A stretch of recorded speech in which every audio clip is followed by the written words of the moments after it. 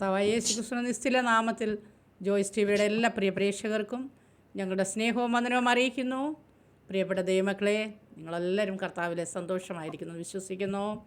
നമ്മുടെ ചാനലിലൂടെ കടന്നു വരുന്ന ഓരോ സാക്ഷ്യങ്ങളും നിങ്ങളുടെ ഓരോരുത്തരുടെയും ജീവിതത്തിലത് വളരെയധികം അനുഗ്രഹമായി തീരുന്നുവെന്ന് ഞങ്ങളെ കർത്താവിൽ വിശ്വസിക്കുന്നു. അത് നിങ്ങളുടെ പ്രതികരണങ്ങളോടൊക്കെ ഞങ്ങൾക്ക് മനസ്സിലാക്കുവാൻ കഴിയുന്നു. ഓരോ സമയങ്ങളിൽ വ്യത്യസ്തമായ അനേക അനുഭവങ്ങൾ ഉള്ള ദൈവത്തിൻ്റെ ദാസന്മാരും ദാസിമാരും നമ്മുടെ നടുവിലുണ്ട്. അത് നിങ്ങൾ സാക്ഷ്യങ്ങളെല്ലാം ശ്രദ്ധയോടെ കേട്ടാൽ പ്രിയപ്പെട്ടവർക്കൊക്കെ വളരെ അനുഗ്രഹമായി തീരും. ഇന്ന് നമ്മോടൊപ്പം അനുഗ്രഹിക്കപ്പെട്ടതായ ഒരു കർത്താവിൻ്റെ ദാസനാണ് തൻ്റെ ജീവിതത്തിൻ്റെ അനുഭവം ഷെയർ ചെയ്യേണ്ടതിന് ആസാമിൽ നിന്ന് കടന്നു വന്നിരിക്കുന്നത്. ആ ദേശത്തെ പ്രവർത്തനങ്ങളും കർത്താവിൻ്റെ ദാസൻ്റെ ജീവിതത്തിൻ്റെ അനുഭവങ്ങളും ഒക്കെ നമുക്ക് ശ്രദ്ധയോടുകൂടെ കേൾക്കാം. ആ പ്രിയ കർത്താവിൻ്റെ ദാസനെ ജോയ്സ് ടി വിയിലേക്ക് തൻ്റെ ജീവിതത്തിൻ്റെ അനുഭവം ഷെയർ ചെയ്യേണ്ടതിന് വളരെയധികം സ്നേഹത്തോടും ആദരവോടും കൂടെ ഞങ്ങൾ സ്വാഗതം ചെയ്യുന്നു. Amen. Thank you. Praise Lord. കർത്താവിൻ്റെ ദാസനെ കർത്താവിൽ സന്തോഷമായിരിക്കുന്നല്ലോ കുടുംബമായിട്ട്? അനുഗ്രഹമായിരിക്കുന്നു, സന്തോഷമായിരിക്കുന്നു. ഓക്കെ. കർത്താവിൻ്റെ ദാസനെ ദൈവം സഹായിക്കട്ടെ. ഞങ്ങളോടൊപ്പം ആയിരിക്കുന്നതിൽ ഞങ്ങൾ ഒത്തിരി സന്തോഷമുള്ളവരാണ്. ഓക്കെ പാസ്റ്റേ, ജീവിതത്തിൻ്റെ അനുഭവത്തിലേക്ക് കടന്നു പോകുന്നതിന് മുന്നമേ തന്നെ നമുക്ക് ദൈവസന്നിധിയിൽ ഒന്ന് പ്രാർത്ഥിക്കാം. ഹല്ലേലൂയ. സ്തോത്രം സ്തോത്രം. പരിശുദ്ധ കർത്താവേ, നന്ദി നിറഞ്ഞ ഹൃദയത്തോടെ ഞങ്ങളങ്ങേ സ്തുതിക്കുന്നു, വാഴ്ത്തുന്നു. അപ്പോൾ അങ്ങയുടെ സന്നിധിയിലേക്ക് ഞങ്ങളെ ഏൽപ്പിച്ച് പ്രാർത്ഥിക്കുന്നു. കർത്താവെ സഹായിക്കണമേ, അനുഗ്രഹിക്കണമേ. ഞങ്ങളുടെ ദാസനെ ദൈവം ബലപ്പെടുത്തണമേ. ദാസൻ്റെ ജീവിതാനുഭവങ്ങൾ കേൾവിക്കാരുടെ ജീവിതത്തിൽ ഒരു ആത്മീക വർധന ഉണ്ടാകുവാനും ക്രിസ്തുവിലേക്ക് അനേകർ നയിക്കപ്പെടുവാനും കർത്താവിൻ്റെ നാമം ഈ സാക്ഷ്യത്തിലൂടെ ഉയർത്തപ്പെടുവാനും കർത്താവ് സഹായിക്കണമേ. ഞങ്ങളുടെ കൃപയ്ക്കുള്ളിൽ പരിശുദ്ധാത്മാവിൻ്റെ സാന്നിധ്യത്തിനുള്ളിൽ അല്പസമയം ഞങ്ങളെ ഇരുത്തിയാട്ട് യേശു ക്രിസ്തുവിൻ്റെ നാമത്തിൽ തന്നെ. ആമേൻ. ഹല്ലേലൂയ. ആമേൻ. പ്രിയപ്പെട്ട ദൈവദാസനെ ആസാമിൽ നിന്നാണെന്ന് പറഞ്ഞു. ആസാമിൽ എവിടെ നിന്നാണ്? വീട്ടിൽ ആരൊക്കെയുണ്ട്? ഒന്ന് പറഞ്ഞാട്ട് പരിചയപ്പെടുത്തിയാട്ട് പാസ്റ്ററെ. യെസ്, എൻ്റെ പേര് ദിലൻ എന്നാണ്. ആസാമിൽ ഗുവാഹട്ടിക്ക് അടുത്തുള്ള എയർപോർട്ട് അടുത്താണ് താമസിക്കുന്നത്. എൻ്റെ വൈഫിൻ്റെ പേര് വിജി എന്നാണ്. 2 ആൺകുഞ്ഞുങ്ങളാണ്, ജോനാഥാൻ ആൻഡ് ഇവാൻ. ഞങ്ങൾ 4 പേരും ഇവിടെ ആയിരിക്കുന്നു കർത്താവിൻ്റെ വേലയിൽ. ഓക്കെ. കർത്താവിൻ്റെ ദാസനെ കർത്താവ് സഹായിക്കട്ടെ. ഇനിയുള്ള സമയം ഞാൻ കർത്താവിൻ്റെ ദാസന് നൽകി തരികയാണ്. കർത്താവിൻ്റെ ദാസൻ്റെ ജീവിതാനുഭവങ്ങളെല്ലാം നമ്മുടെ പ്രേക്ഷകരുമായി ഷെയർ ചെയ്യാം. Okay. Thank you pastor. Okay. എൻ്റെ പേര് ദിലൻ എന്നാണ്. ഞാൻ ജനിച്ചു വളർന്ന സ്ഥലം എന്ന് പറയുന്നത് ട്രിവാൻഡ്രത്തിനടുത്ത് കോവളം എന്ന് പറയുന്ന ടൂറിസ്റ്റ് പ്ലേസിനടുത്തുള്ള വെള്ളാർ എന്ന് പറയുന്ന സ്ഥലമാണ്. ഞങ്ങളുടെ സ്ഥലവും ബീച്ചുമായിട്ട് 1 കിലോമീറ്റർ ഡിസ്റ്റൻസേ ഉള്ളൂ. ആ സ്ഥലത്താണ് ജനിച്ചു വളർന്നത്. ഞാനൊരു യാഥാസ്ഥിക ഹിന്ദു കുടുംബത്തിലാണ് ജനിച്ചു വളർത്തപ്പെട്ടത്. എല്ലാ രീതിയിലും ഹിന്ദുക്കളുടെ ആചാരപ്രകാരം ജീവിച്ചു പോകുന്ന ഒരു കുടുംബമായിരുന്നു എൻ്റെ കുടുംബം. അപ്പോൾ തന്നെ പൂർവികന്മാർ വളരെ അനേകം വർഷങ്ങൾക്ക് മുമ്പ് ഞങ്ങളുടെ ദേശത്ത് ആദ്യമായിട്ടൊരു ക്ഷേത്രം പണിയുവാൻ എൻ്റെ ഫോർ ഫാദേഴ്സ് അവിടെ ലാൻഡ് ദാനമായി നൽകി. അവിടെ ശിവക്ഷേത്രമുണ്ട്. ആ ശിവക്ഷേത്രത്തിൽ എൻ്റെ അച്ഛൻ 10 വർഷത്തിലധികമായി ഒരു പ്രസിഡൻ്റായിട്ട് സേവനം അനുഷ്ഠിച്ചു. അങ്ങനെ ഒരു ഹിന്ദു പശ്ചാത്തലമുള്ള ഒരു കുടുംബത്തിലാണ് ഞാൻ ജനിച്ചു വളർത്തപ്പെട്ടത്. ഞാൻ യേശുവിനെ അറിയാനുള്ള ഒരു സാഹചര്യവും ഞാൻ പഠിച്ച ട്രിവാൻഡ്രത്ത് NG കോളേജിലും അതുപോലെ ഗവൺമെൻറ് ആർട്സ് കോളേജിലും പ്രീ ഡിഗ്രിയും അതുപോലെ ഡിഗ്രിയും പഠിച്ചത് അവിടെയാണ്. എൻ്റെ വിദ്യാഭ്യാസ കാലഘട്ടങ്ങൾ അങ്ങനെയാണ്. പിന്നെ ഞാൻ കർത്താവിനെ അറിയുവാൻ എനിക്ക് വലിയൊരു മുഖാന്തരമായി മാറി. അത് എൻ്റെ ജീവിതത്തിലെ ഏറ്റവും വലിയ അനുഗ്രഹമാണ്. ഇന്നലെ ഞാൻ ചർച്ചിലെ ആരാധനയുടെ നടുവിൽ എപ്പോഴും ഞാൻ ഡിക്ലെയർ ചെയ്യുന്നത് പോലെ ഒന്നുകൂടി ഡിക്ലെയർ ചെയ്തു. എൻ്റെ ഈ ഭൂമിയിലെ ജനനം, ഈ ജനനസമയം അല്ലെ എൻ്റെ ഈ ലൈഫ് എൻ്റെ ജീവിതത്തിലെ ഏറ്റവും വലിയ ബ്ലെസ്സിങ്, അതായത് അനുഗ്രഹം, ഒരു നന്മ എന്ത് തന്നെ ആയിരുന്നാലും ഏറ്റവും വലിയൊരു കാര്യമായിട്ട് എനിക്ക് തോന്നുന്നത് യേശു ക്രിസ്തുവിനെ അറിയുവാനും യേശു ക്രിസ്തുവിനെ മനസ്സിലാക്കുവാനും യേശു ക്രിസ്തുവിൻ്റെ കർത്താവിൻ്റെ ഒരു മകനായി മാറുവാൻ, അതിൽ എല്ലാത്തിലും ഉപരിയായി കർത്താവിൻ്റെ ഒരു സാക്ഷിയായി മാറാൻ കഴിയുന്നതാണ് എൻ്റെ ജീവിതത്തിലെ ഏറ്റവും വലിയ ബ്ലെസ്സിങ് ആയിട്ട് ഞാൻ കരുതുന്നത്. കർത്താവ് എല്ലാവരെയും അനുഗ്രഹിക്കുമാറാകട്ടെ. ഞാൻ പ്രീ ഡിഗ്രി പരീക്ഷ കഴിഞ്ഞു. റിസൾട്ട് വേണ്ടി വെയിറ്റ് ചെയ്യുന്ന സമയത്താണ് എൻ്റെ ബന്ധത്തിൽപ്പെട്ട ഒരു അമ്മച്ചി ഞങ്ങളുടെ നാട്ടിൽ വന്നു. ട്രീറ്റ്മെൻറ്റ് ആവശ്യത്തിനായിട്ടാണ് ട്രിവാൻഡ്രത്ത് വന്നത്. ഒരു ഇടുക്കി എന്നൊരു സ്ഥലത്താണ് താമസിക്കുന്നത്. അപ്പോൾ അവിടെ ട്രീറ്റ്മെൻ്റ് എല്ലാം കഴിഞ്ഞു. ആ സമയത്ത് ഞങ്ങളുടെ നാട്ടിൽ ഞാൻ ഒരു സ്പോർട്സ് താരം കൂടി ആയിരുന്നു. ഒരു സ്പോർട്സിൽ ട്രെയിനിങ് നടക്കുന്ന സമയമായിരുന്നു, ഫുട്ബോളിൻ്റെ ട്രെയിനിങ്. ആ സമയത്താണ് അമ്മച്ചിയെ തിരിച്ചു കൊണ്ടുവിടാൻ ഞങ്ങളുടെ വീട്ടിൽ ആരും അവൈലബിൾ ആയിട്ടില്ല. അപ്പോൾ ഞാൻ പ്രീ ഡിഗ്രി എക്സാമിനേഷനൊക്കെ കഴിഞ്ഞു റിസൾട്ട് വേണ്ടി വെയിറ്റ് ചെയ്യുന്നൊരു സമയമാണ്. അപ്പോൾ എന്നോട് എൻ്റെ അച്ഛൻ ചോദിച്ചു, ഈ അമ്മച്ചിയെ ഒന്ന് കൊണ്ടുവിട്ടാൽ നന്നായിരിക്കുമെന്ന് പറഞ്ഞു. ഞാൻ ട്രിവാൻഡ്രം ഡിസ്ട്രിക്ട് വിട്ട് വേറൊരു സ്ഥലത്ത് പോയിട്ടില്ല. സ്ഥലങ്ങൾ കാണുക എന്ന് പറഞ്ഞാൽ എൻ്റെ ജീവിതത്തിൽ ഏറ്റവും വലിയ സന്തോഷമുള്ള ഒരു സമയമാണ്. എങ്കിൽ അമ്മച്ചി പറഞ്ഞപ്പോൾ ഞാൻ പറഞ്ഞു ഞാൻ കൂടി വരാമെന്ന് പറഞ്ഞു. അങ്ങനെ ഞാൻ ആദ്യമായിട്ട് ട്രിവാൻഡ്രം വിട്ടൊരു സ്ഥലത്ത് പോകുന്നത് ഇടുക്കി എന്ന് പറഞ്ഞ സ്ഥലത്താണ്. ഈ അമ്മച്ചി രക്ഷിക്കപ്പെട്ടു, സ്നാനപ്പെട്ടു, കർത്താവിനെ സ്വന്തം രക്ഷിതാവായി സ്വീകരിച്ച് ആത്മാവിൽ ദൈവത്തെ ആരാധിക്കുന്ന ഒരു അമ്മച്ചിയാണ്. ഞങ്ങളുടെ അകന്നൊരു ബന്ധത്തിലൊരു അമ്മച്ചിയാണ്. അങ്ങനെ ഞാൻ ഈ അമ്മച്ചി അവിടെ കൊണ്ടുവിടാനായിട്ട് ഇടയായി. അവിടെ വീട്ടിൽ പോയപ്പോൾ ഒന്നൊന്നര മാസമായിട്ട് അമ്മച്ചി അവിടെ ആ ചർച്ചിൽ പോകാത്തത് കൊണ്ട് സഭയിലെ ശുശ്രൂഷകൻ അവിടെ കടന്നു വരികയും അമ്മച്ചിയോട് സംസാരിക്കുകയും കുശല അന്വേഷണമൊക്കെ പറയുകയും ചെയ്തു. ആ കൂടെ തന്നെ എന്നെ കണ്ടപ്പോൾ എന്നോട് യേശുക്രിസ്തുവിന്റെ സാക്ഷ്യവും യേശുക്രിസ്തുവിന്റെ സ്നേഹത്തെക്കുറിച്ച് ഷെയർ ചെയ്യുവാനായിട്ട് തുടങ്ങി. അപ്പോൾ തന്നെ എൻ്റെ ഈ കയ്യിൽ ഇവിടെ ഒരു ചരടുണ്ട്, കഴുത്തിൽ വേറെ ചരടുണ്ട്. നോർമലി അങ്ങനെ ഒരു മനുഷ്യനെ കണ്ടാൽ ആരും അങ്ങനെ ഷെയർ ചെയ്യുവാനായിട്ടുള്ള ധൈര്യം കാണിക്കാറില്ല. ഈ പാസ്റ്ററുള്ള സൗമ്യതയോടെ താഴ്മയോടെ യേശുക്രിസ്തു രോഗികളെ സൗഖ്യമാക്കുന്നു. യേശുക്രിസ്തു പാവികൾക്ക് രക്ഷ നൽകുന്നു, മാനസാന്തരം നൽകുന്നു. യേശുക്രിസ്തു വിശ്വസിക്കുന്ന ഏവനും രക്ഷിക്കപ്പെട്ട അവൻ സ്നാനപ്പെട്ട് കഴിഞ്ഞാൽ, അഭിഷേകം നിറഞ്ഞാൽ, യേശുക്രിസ്തുവിന്റെ വചനപ്രകാരം വചനത്തിൽ അടിസ്ഥാനം ജീവിച്ചു കഴിഞ്ഞാൽ അവന്റെ മരണത്തിനപ്പുറം അവൻ നിത്യത ലഭിക്കും എന്നൊക്കെ ഉള്ള ഇത്യാദി കാര്യങ്ങളെല്ലാം വളരെ ലളിതമായി, വളരെ സൗമ്യമായി, താഴ്മയോടെ എന്നോട് ഈ ദൈവദാസൻ ഷെയർ ചെയ്യാനായിട്ട് തുടങ്ങി. എനിക്ക് സത്യം പറയാൻ ഇതൊക്കെ കേട്ടപ്പോൾ എനിക്ക് വലിയ ചിരി തോന്നി. പ്രത്യേകിച്ച് എൻ്റെ ഈ ഒരു നേച്ചർ കണ്ടു കഴിഞ്ഞാൽ നോർമലി ഒരാൾ ഇങ്ങനെ പറയാറില്ല. അപ്പൊ എനിക്ക് തോന്നി ഇദ്ദേഹത്തിന് എന്താ പോലെ ഭ്രാന്തനായിരിക്കും, ഇങ്ങനെയൊക്കെ എന്താ പറയുന്നത്, ഞാനൊരു ഹിന്ദു ആയിട്ടുള്ള ഒരാളല്ലേ, എനിക്ക് യേശുക്രിസ്തുവിനെ കുറിച്ചുള്ള ആവശ്യമൊന്നും ഇപ്പോൾ ഇല്ല, ഞാൻ എൻ്റെ ദൈവത്തെ ബഹുമാനിക്കുന്ന ആളാണ്. ആ ചിന്ത എന്നെ ഭരിക്കുവാനായി തുടങ്ങി. ഒരു 2-3 ദിവസം കഴിഞ്ഞ് വീണ്ടും പാസ്റ്റർ ഒരു ഭവന സന്ദർശനം എന്നുള്ള രീതിക്ക് വീണ്ടും കടന്നു വന്നു. അപ്പോൾ ഇതുപോലെ തന്നെ യേശുവിന്റെ സ്നേഹവും സൗമ്യതയും സമാധാനവും സന്തോഷമൊക്കെ എന്നോട് പറയാനായിട്ട് ഇടയായി. 2-3 പ്രാവശ്യം പറഞ്ഞപ്പോൾ എനിക്ക് വളരെ ദേഷ്യം ഉണ്ടായി. അതിലുപരി ഞാൻ എൻ്റെ മനസ്സിലൊരു തീരുമാനമെടുത്തു. ഒരു ചിന്ത, എനിക്ക് എൻ്റെ ചിന്ത ഉണ്ട്. കൊച്ചു പ്രായമാണ്, പ്രീ ഡിഗ്രി പഠിക്കുന്ന ഒരു മനസ്സാണ്. അപ്പൊ ഞാൻ ചോദിച്ചു, ഇത്രയും ക്വാളിറ്റി യേശു ക്രിസ്തുവിനുണ്ട്. ഒരു മനുഷ്യനെ സൗമ്യതയുള്ളവനാക്കി മാറ്റും, ഒരു മനുഷ്യനെ താഴ്മയുള്ളവനാക്കി മാറ്റും, ഒരു മനുഷ്യനെ വിനയമുള്ളവനാക്കി മാറ്റും, ഒരു മനുഷ്യന്റെ ജീവിതത്തിൽ എന്തെങ്കിലും വ്യത്യാസങ്ങൾ ഉണ്ടാകും. അങ്ങനെയാണെങ്കിൽ എൻ്റെ മനസ്സിലൊരു ചിന്ത എങ്ങനെയാണ്, എടോ തൻ്റെ ജീവിതത്തിൽ ഇതൊക്കെ ഉണ്ടോ? ആ രീതിയിലൊരു ചിന്ത എൻ്റെ ഉള്ളിലുണ്ടായി. ഞാൻ ചോദിച്ചില്ല, അങ്ങനെ ഒരു ചിന്ത എൻ്റെ ഉള്ളിൽ ഉണ്ടാകുവാനിടയായി. അങ്ങനെ ഞാൻ ഒരാഴ്ച, 2 ആഴ്ച, 3 ആഴ്ച ആ മനുഷ്യനെ ഞാൻ വാച്ച് ചെയ്തു. അപ്പോൾ ആ വ്യക്തിയുടെ സൗമ്യതയും ആ വ്യക്തിയുടെ താഴ്മയും ആ വ്യക്തിയുടെ എന്താ പറയുക എളിമയൊക്കെ എൻ്റെ ജീവിതത്തിൽ എന്നെ ഒരുപാട് സ്പർശിച്ചു. എൻ്റെ കുഞ്ഞുനാൾ മുതൽ ഞാൻ ഇതുപോലെ എളിമയുള്ളവരെയും താഴ്മയുള്ള ആൾക്കാരെ കണ്ടിട്ടില്ല. ഞങ്ങളുടെ സമൂഹങ്ങളിൽ പെടുന്നവർ, അവൻ ദേഷ്യപ്പെടുന്നവരും മദ്യം കുടിക്കുന്നവർ, അല്ലെങ്കിൽ അങ്ങനെ അത്ര താഴ്മയുള്ള ആൾക്കാരെ ഞാൻ അധികമായി കണ്ടിട്ടില്ല. അപ്പോൾ ഇതൊന്നും എന്തോ യേശുക്രിസ്തു സംതിങ് ഡിഫറെൻ്റ് ആണ്. ഞാൻ കണ്ടിട്ടുള്ളതിൽ വെച്ച് ഏറ്റവും വലിയ ഡിഫറെൻ്റ് ആയിട്ടുള്ള ഒരാളായിരിക്കാം, വ്യക്തിയായിരിക്കാം, അല്ലെങ്കിൽ ദൈവമായിരിക്കാം യേശുക്രിസ്തു എന്ന് എനിക്ക് ചിന്ത എന്നെ ഭരിക്കുവാനായി തുടങ്ങി. അപ്പോൾ തന്നെ പാസ്റ്റർ എനിക്കൊരു പുതിയ നിയമം ബൈബിൾ തന്നു. ആ പുതിയ ബൈബിൾ തന്നിട്ട് എന്നോട് പാസ്റ്റർ പറഞ്ഞു, നിങ്ങളിത് വായിക്കണം, യേശുക്രിസ്തുവിന്റെ സ്നേഹവും സമാധാനത്തെക്കുറിച്ച് ആഴമായി മനസ്സിലാക്കുവാൻ ഈ പുസ്തകം നിങ്ങളെ സഹായിക്കും എന്ന് എന്നോട് പറഞ്ഞു. അങ്ങനെ ആ പുതിയ നിയമ പുസ്തകം എൻ്റെ കയ്യിൽ ലഭിച്ചു. ഒരു നീല കളറുള്ള ഒരു പുസ്തകം ലഭിച്ചു. എല്ലാവരും വായിക്കുന്ന പോലെ തന്നെ മത്തായിയുടെ സുവിശേഷം ഒന്നാമത്തെ അധ്യായം വായിച്ചപ്പോൾ എനിക്കൊന്നും മനസ്സിലായില്ല. അപ്പോൾ എനിക്ക് തോന്നി വേറെ ഏതെങ്കിലും ഒരു പുസ്തകം വായിക്കാൻ തോന്നി. എനിക്ക് പെട്ടെന്ന് തോന്നി യോഹന്നാന്റെ സുവിശേഷം അത് വായിക്കാൻ എനിക്കൊരു പ്രേരണ ഉണ്ടായി. അങ്ങനെ ഞാൻ വളരെ സൗമ്യതയോടെ, വളരെ ആഗ്രഹത്തോടെ, റീഡിങ് എൻ്റെ ഒരു ഹോബി ആയതുകൊണ്ട് ഞാൻ വളരെ താഴ്മയുടെ ആ പുസ്തകം 1-ാം അധ്യായം മുതൽ 21 അധ്യായം വരെ വളരെ നന്നായിട്ട് വായിച്ചു, മനസ്സിലാക്കി. അത് കുറെ വായിച്ചപ്പോൾ അത് പൂർണ്ണമായിട്ട് വായിക്കുന്നതിന് മുമ്പായിട്ട് തന്നെ എനിക്ക് മനസ്സിലായി യേശുക്രിസ്തു വളരെ പാപികളെ രക്ഷിക്കുന്ന ദൈവമാണ്. യേശുവിന്റെ രക്തം സകലഭാവം പോക്കി നമ്മളെ ശുദ്ധീകരിക്കും എന്നുള്ള ആ കാര്യങ്ങളെക്കുറിച്ച് ആഴമായൊരു രീതി എനിക്ക് മനസ്സിലാക്കുവാനായിട്ട് ഇടയായി. അപ്പോൾ ആ പാസ്റ്റർ ഞാൻ ചെയ്തോളൂ, പാസ്റ്റർ ജീവിതത്തിൽ ഇതുപോലുള്ള താഴ്മയും വിനിയോഗം ഉണ്ട്.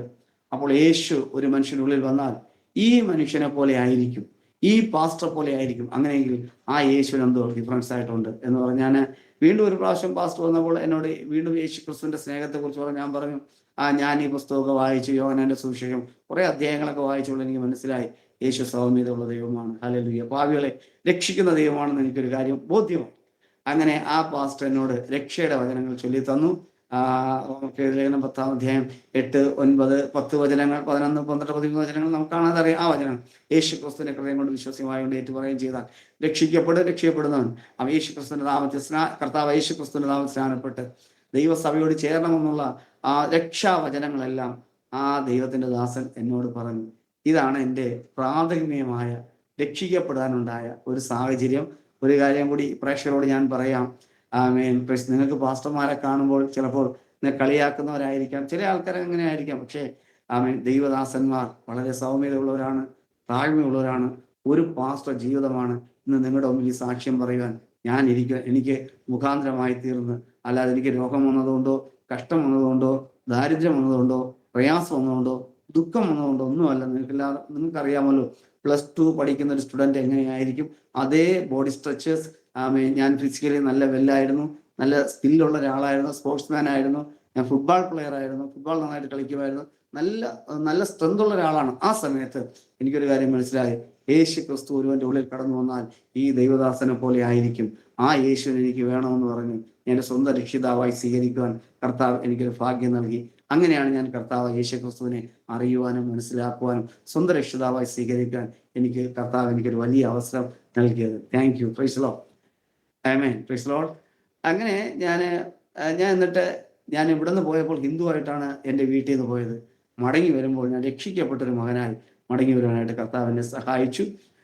അപ്പോൾ ഞാൻ വന്നപ്പോൾ തന്നെ പിന്നെ ഒരു 1.5 മാസം ഞാൻ അവിടെ നിന്നു. അതിനുശേഷം വന്നപ്പോൾ പിന്നെ എൻ്റെ റിസൾട്ടൊക്കെ വരുവാനായിട്ട് ഇടയായി.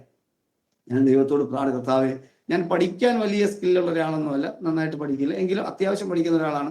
ദൈവത്തോട് കർത്താവ്, എനിക്ക് പ്രീഡിഗ്രി നല്ല മാർക്കോടെ പാസ്സാകണം, എനിക്ക് BCom എന്ന് പറയുന്ന ഡിഗ്രി എനിക്ക് എടുക്കണം, അതിന് വേണ്ടിയുള്ള ഒരു ഒരുക്കം വേണം. അത് ദൈവത്തിന്റെ കൃപയാലും കർത്താവിന്റെ കരുണയാലും +2 അതായത് പ്രീഡിഗ്രി പാസ്സാകുവാൻ കർത്താവ് എന്നെ സഹായിച്ചു. ഞാൻ ഡിഗ്രി MG കോളേജ്, ട്രിവാൻഡ്രത്തുള്ള MG കോളേജിൽ ജോയിൻ ചെയ്യുമ്പോൾ ഞാനൊരു തികഞ്ഞ ഒരു ബോൺ അഗെയിൻ ക്രിസ്ത്യൻ, രക്ഷിക്കപ്പെട്ട് മാനസാന്തരപ്പെട്ടൊരു ദൈവ ഇതിലായി മാറുവാൻ കർത്താവ് എനിക്കൊരു ഭാഗ്യം നൽകി. അങ്ങനെ ഞാൻ MG കോളേജിൽ ഫസ്റ്റ് ഇയർ പഠിക്കാനായിട്ട് ജോയിൻ ചെയ്തു. ആ സമയത്ത് എൻ്റെ കൂടെ പഠിച്ചിരുന്ന എൻ്റെ ഒരു ഫ്രണ്ട്, ഒരു സ്നേഹിത ഉണ്ടായിരുന്നു, കോട്ടയംകാരിയാണ്. അവളുടെ പേര് റാണി വി ജോർജ് എന്നാണ് ആ കൂട്ടുകാരിയുടെ പേര്. അപ്പോൾ എല്ലാ കൂട്ടുകാരും എല്ലാ ഫസ്റ്റ് ഇയർ സ്റ്റുഡൻസുകളും കാണിക്കുന്ന മോശമായ പ്രവൃത്തികളൊന്നും എൻ്റെ ജീവിതത്തിൽ ഇല്ലാത്തതുകൊണ്ട് റാണി എൻ്റെ അടുത്ത് നിന്ന് ചോദിച്ചു, ദിലൻ നിങ്ങൾ ക്രിസ്ത്യാനിയാണോ ചോദിച്ചു. ഞാൻ പറഞ്ഞു, റാണിയോട് പറഞ്ഞു, നീ ഞാൻ അടുത്ത് വരാൻ പറഞ്ഞു. അവൾ അടുത്ത് വിളിച്ചിട്ട് പറഞ്ഞു, അങ്ങനെ പ്രത്യേകിച്ച് ലൗഡ് വോയിസിലൊന്നും ചോദിക്കരുത്, ഞാനൊരു ക്രിസ്ത്യാനിയല്ല, ഞാനൊരു ഹിന്ദു ആയിരുന്നു, പക്ഷേ ഞാൻ ഇപ്പോൾ രക്ഷിക്കപ്പെട്ടു, യേശുവിനെ സ്വന്തം രക്ഷിതാവായി സ്വീകരിച്ചൊരു മകനാണ്, സ്നാനപ്പെട്ടില്ല എന്ന് പറഞ്ഞു. പക്ഷേ ഞാൻ റാണിയോട് പറഞ്ഞു, ഞാൻ യേശുവിനെ സ്വന്തം രക്ഷിതാവായി സ്വീകരിച്ച ബോൺ അഗെയിൻ ഒരു ക്രിസ്ത്യാനിയായി മാറി. അപ്പോൾ റാണി എനിക്ക് 1-2 പുസ്തകങ്ങൾ എനിക്ക് വായിക്കാനായി തന്നു. അതിലൊരു പുസ്തകം എന്ന് പറഞ്ഞാൽ, ഈ കേൾവിക്കാരോട് ഞാൻ പറയുകയാണ്, വായന, നിങ്ങൾ നല്ല പുസ്തകങ്ങൾ വായിക്കണം. പ്രത്യേകിച്ച് ഏറ്റവും നന്നായി വായിക്കേണ്ടത് വേദപുസ്തകമാണ്. അത് കഴിഞ്ഞാൽ റാണി എനിക്ക് 2 പുസ്തകം തന്നു. ഒരു പുസ്തകത്തിന്റെ പേര് പരദേശി മോക്ഷയാത്ര എന്നാണ്. ഇംഗ്ലീഷ് പിൽഗ്രിം പ്രോഗ്രസസ് എന്ന് പറയുന്ന പ്രശസ്തമായ ജോൺ ബനിയൻ എന്ന് പറഞ്ഞ ഒരാൾ എഴുതിയ പ്രശസ്തമായ ഒരു പുസ്തകമാണ്. അതുപോലെ തന്നെ സാധു സുന്ദർ സിംഗിന്റെ ഓട്ടോബയോഗ്രഫി, ജീവചരിത്രം, എനിക്ക് 2 പുസ്തകങ്ങൾ വായിക്കാനായിട്ട് തന്നു. ഞാൻ നിങ്ങൾക്കൊന്ന് പുസ്തകം പരിചയപ്പെടുത്താൻ പോവുകയാണ്. ബൈബിൾ കഴിഞ്ഞാൽ ലോകത്ത് ഏറ്റവും കൂടുതൽ വിറ്റ് കഴിഞ്ഞ, അതായത് സെയിൽ ചെയ്യപ്പെട്ട ബൈബിൾ റിലേറ്റഡ് ആയിട്ടുള്ളൊരു പുസ്തകമാണ് പരദേശി മോക്ഷയാത്ര എന്ന് പറയുന്ന പിൽഗ്രിം പ്രോഗ്രസസ് എന്ന് പറയുന്ന ആ പ്രശസ്തമായ പുസ്തകം.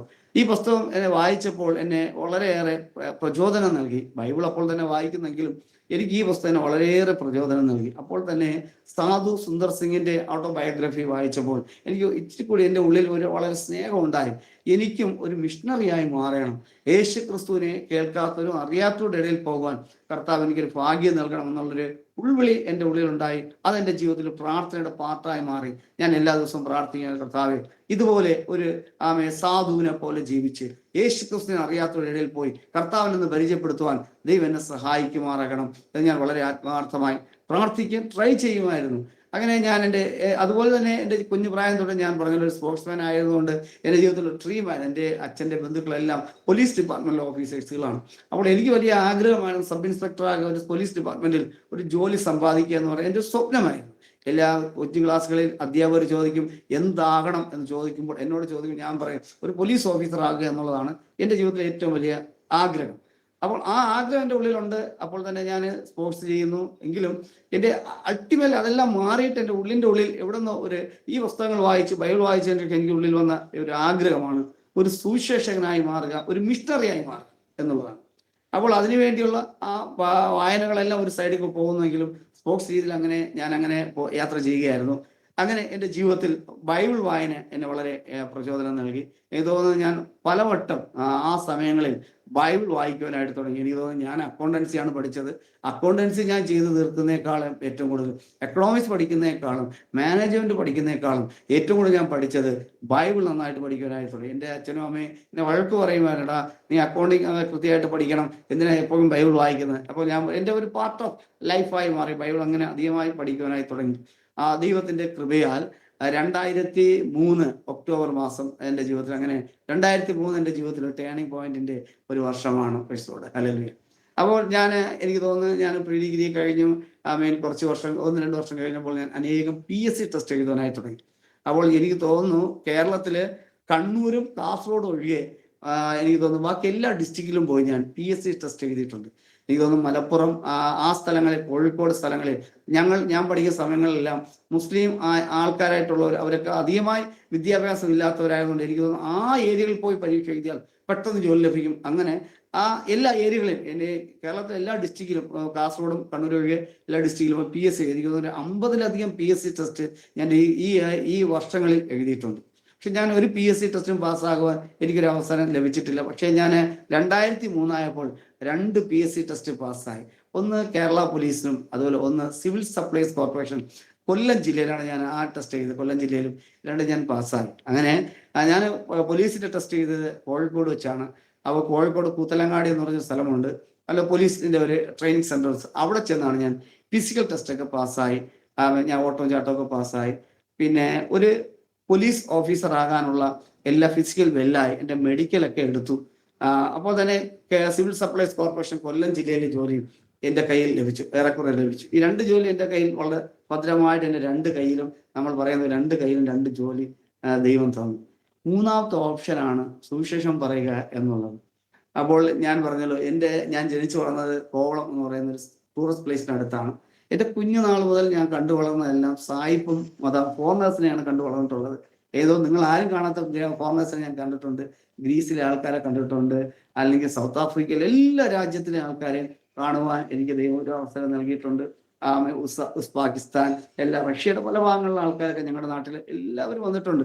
അപ്പൊ ഇവരെല്ലാം കണ്ടു വളർന്നപ്പോൾ എൻ്റെ അതുവരെയുള്ള എൻ്റെ രക്ഷിക്കപ്പെടുന്നതിന് മുമ്പുള്ള എൻ്റെ ഒരു ഗൂഢമായ ചിന്തയിൽ, അല്ലെങ്കിൽ അതിനുശേഷമുള്ള ഒരു ചിന്തയിൽ ഇങ്ങനെയാണ്, ഫോറിനേഴ്സിനെ ഡിപ്പെൻഡ് ചെയ്തിട്ടാണ് ഇന്ത്യയിലെ ക്രിസ്ത്യാനികളെല്ലാം ജീവിക്കുന്നത്. അങ്ങനെയെങ്കിൽ ഫോറിനേഴ്സിന്റെ പൈസ ഇല്ലാതെ നമ്മുടെ അധ്വാന ഫലം കൊണ്ട് സുവിശേഷ വേല ചെയ്യാമല്ലോ. ആ ഒരു ആഗ്രഹം എൻ്റെ ഉള്ളിൻ്റെ ഉള്ളിൽ ഉള്ളത് കൊണ്ടാണ് ഈ PSC ടെസ്റ്റ് എഴുതാനായിട്ട് ഞാൻ ട്രൈ ചെയ്തത്. അങ്ങനെയാണ് എനിക്ക് 2 ജോലി ലഭിക്കാനായിട്ട് കർത്താവ് എനിക്കൊരു അവസരം നൽകി. 2 ജോലി ഉണ്ടെങ്കിലും എൻ്റെ ചിന്ത എങ്ങനെ സുവിശേഷം പറയാം. ഈ സമയങ്ങളിൽ തന്നെ ഞാൻ പഠിച്ചുകൊണ്ടിരിക്കുന്ന സമയങ്ങളിൽ തന്നെ അനേകരോട് സുവിശേഷം പറയാനായിട്ട് ഇടയായി. ഒരു ക്യാൻസർ ബാധിച്ച ഒരു ഇടത് കൈ മുറിച്ച് മാറ്റപ്പെട്ട ഒരു മനോഹനോട് യേശുവിന്റെ സ്നേഹത്തെ കുറിച്ച് പറഞ്ഞു. ആ ബ്രദർ രക്ഷിക്കപ്പെട്ടു, ആ ബ്രദർ മാനസാന്തരപ്പെട്ടു. ആ ബ്രദറിന്റെ പ്രാർത്ഥന കൊണ്ട് കർത്താവ് ആ ബ്രദറിനെ സൗഖ്യമാക്കി. ഇന്ന് ട്രിവാൻഡ്രത്ത് അറിയപ്പെടുന്ന ഒരു സുവിശേഷകനായി, ഒരു കൈയില്ല എങ്കിൽ പോലും സുവിശേഷകനായി കർത്താവിന്റെ വേലയിൽ വർദ്ധിച്ചു വരുന്നു. ദൈവം ആ ബ്രദറിനെ സഹായിച്ചു. ആ ബ്രദർ ഹിന്ദു ആയിരുന്നു. അല്ലെങ്കിൽ അപ്പൊ അങ്ങനെ സുവിശേഷം പറയുവാനുള്ള ആഗ്രഹവും ദാഹവും എൻ്റെ ഉള്ളിൻ്റെ ഉള്ളിലുണ്ട്. 3ാമത്തെ ഓപ്ഷനാണ് സുവിശേഷം പറയുക എന്നുള്ളത്. അതെനിക്ക് എൻ്റെ മനസ്സിൽ വലിയ സംഘർഷം ഉളവാക്കിയ ഒരു സംഭവമാണ്. ഒരു തീരുമാനം എടുക്കാൻ കഴിയാതെ വന്ന ഒരു സംഭവമാണ്. പോലീസിൽ ജോയിൻ ചെയ്യണോ? പോലീസിൽ ജോയിൻ ചെയ്ത് കഴിഞ്ഞാൽ ഒരു ദോഷങ്ങൾ എന്ന് പറഞ്ഞു കഴിഞ്ഞാൽ ലീവ് അധികമായിട്ട് ലഭിക്കുകയില്ല. പിന്നെ കൃത്യമായ സമയങ്ങളിൽ നമുക്ക് ഡ്യൂട്ടിയിൽ കൃത്യമായിട്ട് പങ്കെടുക്കണം. പിന്നെ എക്സ്ട്രാ ടൈം കിട്ടുകയില്ല. എനിക്ക് തോന്നുന്നു സിവിൽ സപ്ലൈസ് കോർപ്പറേഷനിൽ ജോയിൻ ചെയ്യാന്ന് വിചാരിച്ചാൽ എനിക്ക് തോന്നുന്നു കൈക്കൂലിയൊക്കെ ഒരുപാട് ലഭിക്കുന്ന ഒരു ഡിപ്പാർട്ട്മെന്റാണ്. അത് ഒത്തിരി ശാപങ്ങളൊക്കെ ലഭിക്കണം എന്നുള്ള ചിന്ത എന്നെ ഭരിക്കാനായി തുടങ്ങി. അപ്പൊ ഇതെല്ലാം എൻ്റെ മനസ്സിലെ ചിന്തകളാണ്. എനിക്ക് വലിയ ചിന്തകൾ തുടങ്ങി. ഒരു തീരുമാനം എടുക്കാൻ കഴിയാതെ വണ്ണം ഞാൻ ഇങ്ങനെ ജീവിതത്തിൽ അങ്ങനെ അങ്ങനെ മൂവ് ചെയ്യുന്ന ഒരു സമയമാണ്. അപ്പോൾ എൻ്റെ ഒരു ബന്ധുവിന്റെ വീട് ഞാൻ ഊട്ടിക്ക് അടുത്തുള്ളൊരു സ്ഥലത്ത് ഞാൻ കടന്നുപോയി. അവിടെ നിൽക്കുകയാണ്. അപ്പോൾ ഈ 2 ജോലി ഉണ്ടെങ്കിൽ പോലും എനിക്ക് ചിന്തകളാണ്, എങ്ങനെ ഞാൻ ഇതെല്ലാം ഓവർകം ചെയ്യും, എങ്ങനെ ഇതെല്ലാം ഫേസ് ചെയ്യും. അങ്ങനെ ഇരിക്കുമ്പോൾ ഞാൻ ദൈവത്തോട് കർത്താവേ, അങ്ങയുടെ വേല ചെയ്യണമെങ്കിൽ എനിക്ക് പൈസ എവിടെ നിന്നാണ് ലഭിക്കുന്നത്, ആ ഒരു ചിന്ത എന്നെ ഭരിക്കാനായിട്ട്. ഞാൻ ഒരിക്കൽ രാത്രി ഒരു 7 മണി 7:30 മണിയാകും. നിങ്ങൾക്കറിയാം ഊട്ടിയിലൊക്കെ വളരെ തണുപ്പുള്ള സമയമാണ്. 7 എന്ന് പറയുന്നത് നമ്മുടെ നാട്ടിലെ സമയം അനുസരിച്ച് ഒരു 9-10 മണി ഫീലാണ്. അപ്പോൾ ഞാൻ ഒറ്റയ്ക്ക് ഒരു മാർക്കറ്റിന്റെ സൈഡിൽ കൂടി ഞങ്ങളുടെ വീട്ടിലേക്ക്, അവിടുത്തെ എൻ്റെ ആന്റിയുടെ വീട്ടിലേക്ക് കടന്നു പോകുന്ന സമയത്ത് ഞാനൊരു ശബ്ദം കേട്ടു. മനുഷ്യനിൽ ആശ്രയിക്കുന്നേക്കാൾ യഹോവയിൽ ആശ്രയം നല്ലത്, പ്രഭുക്കന്മാരിൽ ആശ്രയിക്കുന്നേക്കാൾ യഹോവയിൽ ആശ്രയം നല്ലത് എന്നൊരു ശബ്ദം ഞാൻ എൻ്റെ ചെവിയിൽ കേട്ടു. ഞാൻ ബൈബിൾ ആധികാരികമായി അധികം പഠിച്ചിട്ടില്ലെങ്കിൽ ബൈബിളിലെ വചനങ്ങൾ കാണാപ്പാടമായിട്ട് എനിക്ക് അറിയില്ലായിരുന്നു. പിന്നെ ബൈബിൾ ഞാൻ നന്നായിട്ട് വായിച്ചിട്ടുണ്ടെങ്കിലും ഈ വാക്യം അറിയാം, ഇത് എവിടെയാണെന്ന് എനിക്കറിയില്ല. ഇങ്ങനൊരു വാക്യമുണ്ടെന്നറിയാം, ഇത് എവിടെയാണെന്ന് എനിക്കറിയില്ല. ഞാൻ നന്നായിട്ട് മനസ്സിലാക്കി. എൻ്റെ ഈ നന്നായിട്ട് ചെവിയിൽ ഞാൻ നന്നായിട്ട് കേട്ടു. ഞാൻ ചോദിച്ചത് വചനമാണല്ലോ, ഇത് അങ്ങനെ എനിക്ക് വലിയ കൺഫ്യൂഷനായി. ഞാൻ വീട്ടിൽ പോയിട്ട് ഞാൻ എൻ്റെ ഒരു ആൻറ്റിയോട് ചോദിച്ചു, ഇങ്ങനൊരു വചനമുണ്ടല്ലോ, അത് എവിടെയാണ്? മനുഷ്യനിൽ ആശ്രയിക്കുന്നേക്കാൾ യഹോവയിൽ ആശ്രയം നല്ലത്, പ്രഭുക്കന്മാരിൽ ആശ്രയിക്കുന്നേക്കാൾ യഹോവയിൽ ആശ്രയം നല്ലത് എന്ന് ചോദിച്ചു. അപ്പോൾ അവർ പറഞ്ഞ സങ്കീർത്തനങ്ങളുടെ പുസ്തകം 118 സങ്കീർത്തനം 8-9 വചനമാണ്. ഇത് ആരാണ് എന്നോട് പറയുന്നത് ചോദിച്ചു. ഞാൻ പറഞ്ഞു, ഇങ്ങനെ വചനം എനിക്ക് മനസ്സിലായെന്ന് പറഞ്ഞു. ഞാൻ അന്ന് രാത്രി മുട്ടുമേഴുന്ന ദൈവത്തോട് പ്രാർത്ഥിച്ചു. ഒറ്റ പ്രാർത്ഥനയോടെ, കർത്താവേ, ഞാൻ അങ്ങയുടെ വേല ചെയ്യും. എൻ്റെ ഒരു ഡിസിഷന് വേണ്ടിയാണ് ഞാൻ വെയിറ്റ് ചെയ്തത്. കർത്താവെ, അങ്ങയുടെ വേല ചെയ്യും. ഒറ്റ ഡിസിഷൻ മാത്രമേ ഉള്ളൂ, ഞാൻ മരിക്കുന്നത് വരെ ഞാൻ അങ്ങയുടെ വേലക്കാരനായി എന്ന് ഞാൻ നിത്യതയിൽ ചേർക്കപ്പെടുമോ ആ ദിവസം വരെ പട്ടിണിയില്ലാതെ, പ്രയാസമില്ലാതെ, ദാരിദ്ര്യമില്ലാതെ, കഷ്ടതയില്ലാതെ ഒരു മനുഷ്യനോടും ഒരു രൂപ പോലും ചോദിക്കാതെ വണ്ണം കർത്താവ് എന്നെ കാത്തു പരിപാലിക്കും. ഈ വചനത്തെ ഞാൻ മുറുകെ പിടിക്കുന്നു. ഞാൻ ഒരു മനുഷ്യനെ ആശ്രയിക്കുന്നില്ല, ഒരു പ്രഭുക്കന്മാരിൽ ആശ്രയിക്കുന്നില്ല, ഒരു വ്യക്തികളിൽ ഞാൻ ആശ്രയിക്കില്ല. പക്ഷെ അങ്ങിൽ മാത്രം ഞാൻ ആശ്രയിക്കും. ഈ വചനം എൻ്റെ ജീവിതത്തിൽ വളരെ സ്ട്രൈക്ക് ചെയ്യുവാനായി തുടങ്ങി. ഈ വചനം ഞാൻ മുറുകെ പിടിക്കുവാനായി തുടങ്ങി. പ്രിയരെ, എന്നെ കേൾക്കുന്ന പ്രേക്ഷകരോട് ഒരു കാര്യം കൂടി പറയാം. കർത്താവിൻ്റെ വചനം ഒരിക്കലും മാറ്റമില്ലാത്ത വചനമാണ്. നമുക്കെല്ലാം അത് എങ്ങനെയാണ് നിങ്ങൾക്ക് അത് ഫീൽ ചെയ്യുന്നത് എനിക്കറിയില്ല. എനിവേ, ഞാൻ ഇന്ന് 23 വർഷം കംപ്ലീറ്റ് ചെയ്തു. 2003 ഒക്ടോബർ മാസത്തിലാണ് ഞാനൊരു മിഷണറി ആയിട്ട് നോർത്ത് ഈസ്റ്റിൽ കടന്നു വന്നു. ആദ്യമായിട്ട് ഞാൻ ദിമാപൂർ എന്നുള്ള സ്ഥലത്താണ് ആദ്യമായിട്ട് കടന്നു വരുന്നത്, നാഗാലാൻഡിൽ. അപ്പോൾ കൊഹിമയിൽ കുറച്ച് നാളുണ്ടായിരുന്നു. അതിനുശേഷമാണ് ആസാമിൽ ഞാൻ കടന്നു വരുന്നത്. ഈ 23 വർഷം കംപ്ലീറ്റ് ആയി. 24ാമത്തെ വർഷം റണ്ണിങ് ആണ്. ഒരു കാര്യം കൂടി ഞാൻ പറയാം, പ്രേക്ഷകരോട് പറയാം, കേൾവിക്കാരോട് പറയാം, ഞാൻ ഇന്ന് വരെ പട്ടിണി കിടന്നിട്ടില്ല. Price the Lord. ഞാൻ ഇന്ന് വരെ ദാരിദ്ര്യം അനുഭവിച്ചില്ല. അറ്റ്ലീസ്റ്റ് 1 രൂപയെങ്കിലും എൻ്റെ പോക്കറ്റ് ഇല്ലാത്തൊരു ദിവസം ഉണ്ടായിട്ടില്ല. പിന്നെ പ്രയാസപ്പെടുന്ന അവസ്ഥ ഒത്തിരി അപ്പ് ആൻഡ് ഡൗൺ എല്ലാം ജീവിതത്തിൽ ഉണ്ടെങ്കിലും അതിൻ്റെ എല്ലാം നടുവിൽ ഒരു സൊല്യൂഷൻ പോലെ കർത്താവിൻ്റെ സ്നേഹവും ആ സാന്നിധ്യവും ദൈവമക്കളുടെ ആ സ്നേഹം എല്ലാം എൻ്റെ ജീവിതത്തിൽ അത്ഭുതകരമായി ഇറങ്ങി വരുന്നത് ഞാൻ വ്യക്തിപരമായി കണ്ടിട്ടുണ്ട്. Praise the Lord. ഹല്ലേലൂയ. ഒരു കാര്യം കൂടി പറയാം, എനിക്ക് പ്രൈസ് ദി ലോർഡ് കടമില്ല. Praise the Lord. ഹല്ലേലൂയ. ഇത്രയും വർഷത്തെ എൻ്റെ ക്രിസ്തീയ ജീവിതത്തിൽ ഞാൻ ഒരു മിഷണറിയാണ്. ഞാൻ ഔട്ട് ഓഫ് കേരളയിൽ ജീവിക്കുന്ന ഒരാളാണ്. 23 വർഷം കംപ്ലീറ്റ് ചെയ്ത് 24ാമത്തെ വർഷമാണ്. ഞാൻ ഇപ്പോൾ നിത്യതയിൽ ചേർക്കപ്പെട്ടാൽ എൻ്റെ പേരിലോ ഞാൻ ഉണ്ടാക്കി വെച്ചതിലോ ഒരു കടവും എൻ്റെ ജീവിതത്തിലില്ല. Praise the Lord. ഹല്ലേലൂയ. ഇത്രയും നന്നായിട്ട് നടത്തുന്ന ഒരു ദൈവം, ആ വചനം എന്നെ വളരെ സ്ട്രൈക്ക് ചെയ്തു, എന്നെ വളരെ ചിന്തിപ്പിച്ചു. ആ വചനമാണ് എന്നെ ഇതുവരെ നടത്തുവാൻ കർത്താവ് എന്നെ സഹായിച്ചത്. Price the Lord. ഹല്ലേലൂയ. അങ്ങനെയാണ് ഞാൻ സുവിശേഷ മിഷൻ ഫീൽഡിൽ ഞാൻ ഇറങ്ങുവാനായിട്ട് കർത്താവ് എന്നെ സഹായിച്ചത്.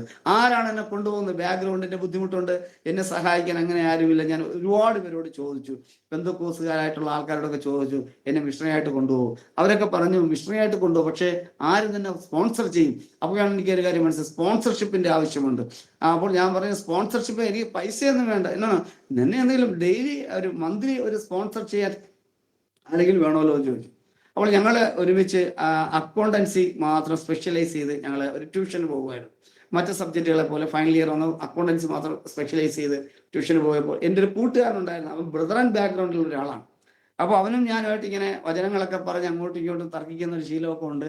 എങ്കിലും ഫൈനലിൽ ഞങ്ങൾ വരും. സുവിശേഷം പറയുന്നതിൽ ബ്രദറൊന്നുമില്ല, ഒരാളുമില്ല. സുവിശേഷം ആരോടും പറയാം, അവിടെ അതിൽ വേറൊരു വ്യത്യാസവും ഇല്ല എന്ന് പറഞ്ഞു. Price the Lord. അപ്പൊ അവനോട് നീ എപ്പോൾ ഉപവസിക്കും? ഞാൻ വെള്ളിയാഴ്ചക്ക് ഉപവസിക്കാൻ പാടില്ല, അങ്ങനെ അറിയുകയും ഞാൻ പറഞ്ഞു ഇറ്റ്സ് ഓക്കെ, അതൊക്കെ എൻ്റെ പേഴ്സണൽ ദൈവമായിട്ടുള്ള ബന്ധമാണ്. എനിവേ, സുവിശേഷം പറയുന്നതിൽ ഞങ്ങൾ രണ്ടുപേരും കോംപ്രമൈസായി. അപ്പൊ അവൻ പറഞ്ഞു, ഇങ്ങനെ ഒരു കാര്യം, ഞങ്ങളുടെ ഒരു മിഷൻ ഫീൽഡുണ്ട് ദിമാപൂര്, അവിടെ നമുക്ക് കടന്നു പോകാം. അപ്പോൾ അവന് ഒരു കടയുണ്ടായിരുന്നു. ആ കടയിൽ നിന്ന് 2800 രൂപ ഞങ്ങൾക്ക് എല്ലാ മാസവും തരാനായിട്ട് ഒരു അറേഞ്ച്മെന്റ് ഒക്കെ ചെയ്ത് ഞാനും എൻ്റെ സ്നേഹിതനുമായിട്ട് ആദ്യമായിട്ട് 2003 ഒക്ടോബർ മാസത്തിൽ ദിമാപൂർ കടന്നു വരുവാൻ കർത്താവ് ഞങ്ങൾക്കൊരു ഭാഗ്യം നൽകി. ഞാൻ രണ്ടുപേരും ചെറുപ്പക്കാരാണ്. അവനും അതുപോലെ തന്നെ ദൈവത്തിന്റെ അനുഗ്രഹത്താൽ വാട്ടർ അതോറിറ്റി ഡിപ്പാർട്ട്മെന്റിൽ ഒരു ഓഫീസറായിട്ട് അവനൊരു ജോലി ലഭിച്ചു. അവൻ ഇപ്പോൾ ആ റൂളില്ല, അന്ന് ആ റൂൾ ഉണ്ടായിരുന്നു. എനിക്ക് തോന്നുന്നു ആന്റണി ഗവൺമെന്റ് വന്ന ശേഷം അത് എന്തോ അതുവരെ ഉണ്ടായിരുന്നു. 5 വർഷത്തെ ലീവ് കൊടുത്തതിന് ശേഷമാണ് അവനും ജോലി വിട്ട് ഇങ്ങനെ കടന്നു. ഞാൻ ജോയിൻ ചെയ്താൽ ഞങ്ങളുടെ ഡിപ്പാർട്ട്മെന്റിൽ ജോയിൻ ചെയ്ത് കഴിഞ്ഞാൽ ലീവ് എന്ന് പറഞ്ഞൊരു കാര്യമില്ല. ട്രെയിനിങ് കഴിഞ്ഞാൽ പിന്നെ ജോയിൻ ചെയ്യുക, പിന്നെ കണ്ടിന്യൂസ് ആയിട്ട് പോലീസിൽ വർക്ക് ചെയ്യുക എന്നുള്ളതാണ്. അപ്പോൾ അവന് ലീവ് എടുത്ത് ഞാനുമായിട്ട് ആദ്യമായിട്ട് ദിമാപൂർ കടന്നു വരുവാൻ കർത്താവ് സഹായിച്ചു. ആ സമയങ്ങളിൽ വളരെ പ്രയാസങ്ങൾ, മീൻസ് ഒരു യൗവനക്കാരാകുന്ന ഞങ്ങൾ അനുഭവിക്കുന്ന എല്ലാ പ്രയാസങ്ങളും അനുഭവിക്കാൻ അതിൻ്റെ എല്ലാം നടുവിൽ ദൈവത്തിന്റെ സ്നേഹവും ആഴവും മനസ്സിലാക്കുവാനായിട്ട് കർത്താവ് ഞങ്ങളെ സഹായിച്ചു. അങ്ങനെ ആദ്യമായിട്ട് ദിമാപൂർ കടന്നു വന്നു. എനിക്ക് അവിടുത്തെ ബ്രദറൻ ഒരു മിഷണറി ഉണ്ട്, അദ്ദേഹത്തിന്റെ കൂടെ കാട്ടിൽ ഒരു വില്ലേജ് ഉണ്ട്. അപ്പോൾ അവിടെ കാട്ടിൽ എന്ന് വെച്ച് കഴിഞ്ഞാൽ ബുധനാഴ്ചയാണ് അവിടെ പ്രാർത്ഥന. ചൊവ്വാഴ്ച രാത്രി ഞങ്ങൾ ഇവിടുന്ന് കടന്നു പോകും. ഒരു 45 കിലോമീറ്റർ സൈക്കിൾ ചവിട്ടി ആസാമും നാഗാലാൻഡ് ബോർഡർ സൈഡിൽ ഒരു കാട് പ്രദേശത്താണ് കടന്നു പോകുന്നത്. അപ്പോൾ എൻ്റെ സ്നേഹിതന് സൈക്കിൾ ചവിട്ടാൻ ബുദ്ധിമുട്ടായതുകൊണ്ട് ഞാൻ പോകുന്ന മിഷണറിയുടെ പുതപ്പും അതുപോലെ ബൈബിളെല്ലാം എൻ്റെ സൈക്കിളിൽ ഞാൻ വെച്ച് അദ്ദേഹത്തിന്റെ ഫ്രണ്ടിൽ വിട്ടിട്ട് അദ്ദേഹത്തിന്റെ ഹെൽപ്പറായിട്ട് കുറേ നാളുകൾ അവിടെ വർക്ക് ചെയ്യുവാൻ കർത്താവ് സഹായിച്ചു. അപ്പോൾ സുവിശേഷമൊക്കെ പറഞ്ഞു. അവിടെ തന്നെ അന്ന് രാത്രി ആ വില്ലേജിൽ നിന്ന് തരുന്ന ഫുഡും കഴിച്ചു. അവിടെ തന്നെ കിടന്നു. ബുധനാഴ്ച രാവിലെ പല്ലെല്ലാം തേച്ചിട്ട് അവിടെ നിന്ന് വീണ്ടും രാവിലെ ഞങ്ങൾ വീട്ടിൽ വരുവാണ്. അങ്ങനെയായിരുന്നു ആ ഒരു പ്രവർത്തനം അവിടെ തുടങ്ങി. അപ്പോൾ തന്നെ അവിടെ ചെറിയൊരു കൂടി വരവൊക്കെ തുടങ്ങുവാനായിട്ട് കർത്താവ് സഹായിച്ചു. അങ്ങനെയാണ് എൻ്റെ മിഷൻ ഫീൽഡിൽ ആദ്യത്തെ വർക്ക് നാഗാലാൻഡിൽ തുടങ്ങുന്നത്. അപ്പോൾ തന്നെ ഞങ്ങൾ തമ്മിൽ ചെറിയൊരു പ്രശ്നമുണ്ടായി. ബ്രദറൻ അസംബ്ലിയുമായിട്ട് ഞാൻ വ്യക്തിപരമായിട്ടല്ല, ആരാധനയായിട്ടാണ്. ഞാൻ രക്ഷിക്കപ്പെട്ടു, സ്നാനപ്പെട്ടു, അഭിഷേകമൊക്കെ പ്രാപിച്ചു. അങ്ങനെ ഒരു സഭാ ബാക്ക്ഗ്രൗണ്ടിൽ നിൽക്കുകയാണ്. പാട്ട് പാടിയാൽ ഈ കൈയടി വരും. അപ്പോൾ ഇപ്പോൾ എവിടെ പാട്ട് പാടി നമ്മൾ കൈയടിക്കും, ഓട്ടോമാറ്റിക് കൈയടിക്കും. അപ്പോൾ അവിടെ പാട്ട് പാടുമ്പോൾ ഞാൻ മാത്രമാണ് കൈയടിക്കുന്നത്. എൻ്റെ കൈയടി ശബ്ദമല്ല, ആരുടെയും കൈയടി ശബ്ദമില്ല. പിന്നെ ഞങ്ങളുടെ സഭയിലെ അമ്മച്ചിമാരും ചേച്ചിമാരും സഹോദരിമാരൊക്കെ സാക്ഷ്യം പറയും. പല സാക്ഷ്യങ്ങളും എന്നെ ബലപ്പെടുത്തിയിട്ടുണ്ട്. അമ്മച്ചിമാരുടെ സാക്ഷ്യങ്ങളും സിസ്റ്റർമാരുടെ സാക്ഷ്യം. ഞാൻ ചോദിച്ചിട്ട് ഇവിടെ ആരും സാക്ഷി പറയുന്നില്ല, ആരും കൈയടിക്കുന്നില്ല. ദൈവത്തെ ആരാധിക്കണം, നല്ല കൈയടിച്ച് സന്തോഷിച്ച് ആരാധിക്കേണ്ട, ഇവിടെ ആരും ആരാധിക്കുന്നില്ലെന്ന് പറയും. അപ്പോൾ എനിക്കെപ്പോഴും പാട്ട് പാടിയാലും കൈയടിക്കുന്നു. സാക്ഷ്യം പറയാൻ സഹോദരിമാരൊക്കെ വന്ന് അവർ സാക്ഷ്യം പറയുന്നില്ല എന്ന് കേട്ടപ്പോൾ ഇനി വലിയ പ്രയാസം ഉണ്ടായി. അപ്പോൾ അവൻ പറയും, ഞങ്ങളുടെ സമൂഹത്തിൽ ആരും ഇങ്ങനെ സാക്ഷ്യം പറയാറില്ല, നമ്മുടെ സമൂഹത്തിൽ ആരും ഇങ്ങനെ കൈയടിച്ച് നിങ്ങളെ പോലെ ബന്ധുക്കാരെ പോലെ കൈയടിച്ച് ആരാധിക്കാറില്ല എന്ന് പറഞ്ഞു വിഷമം. അപ്പൊ അങ്ങനെ ചെറിയൊരു വിഷമം ഉണ്ടായി. എന്ന് പറഞ്ഞാൽ എനിക്കെന്തോ അങ്ങനെ വിഷമം, സുവിശേഷം പറയുന്നതിലല്ല, വ്യക്തിപരമായി ആരാധിക്കുന്നതിൽ ഒരു വിഷമം ഉണ്ടായി. അത് ഗ്രാജുവലി അത് വളരുവാനായി തുടങ്ങി, എൻ്റെ ഉള്ളിൽ വളരുവാനായി തുടങ്ങി.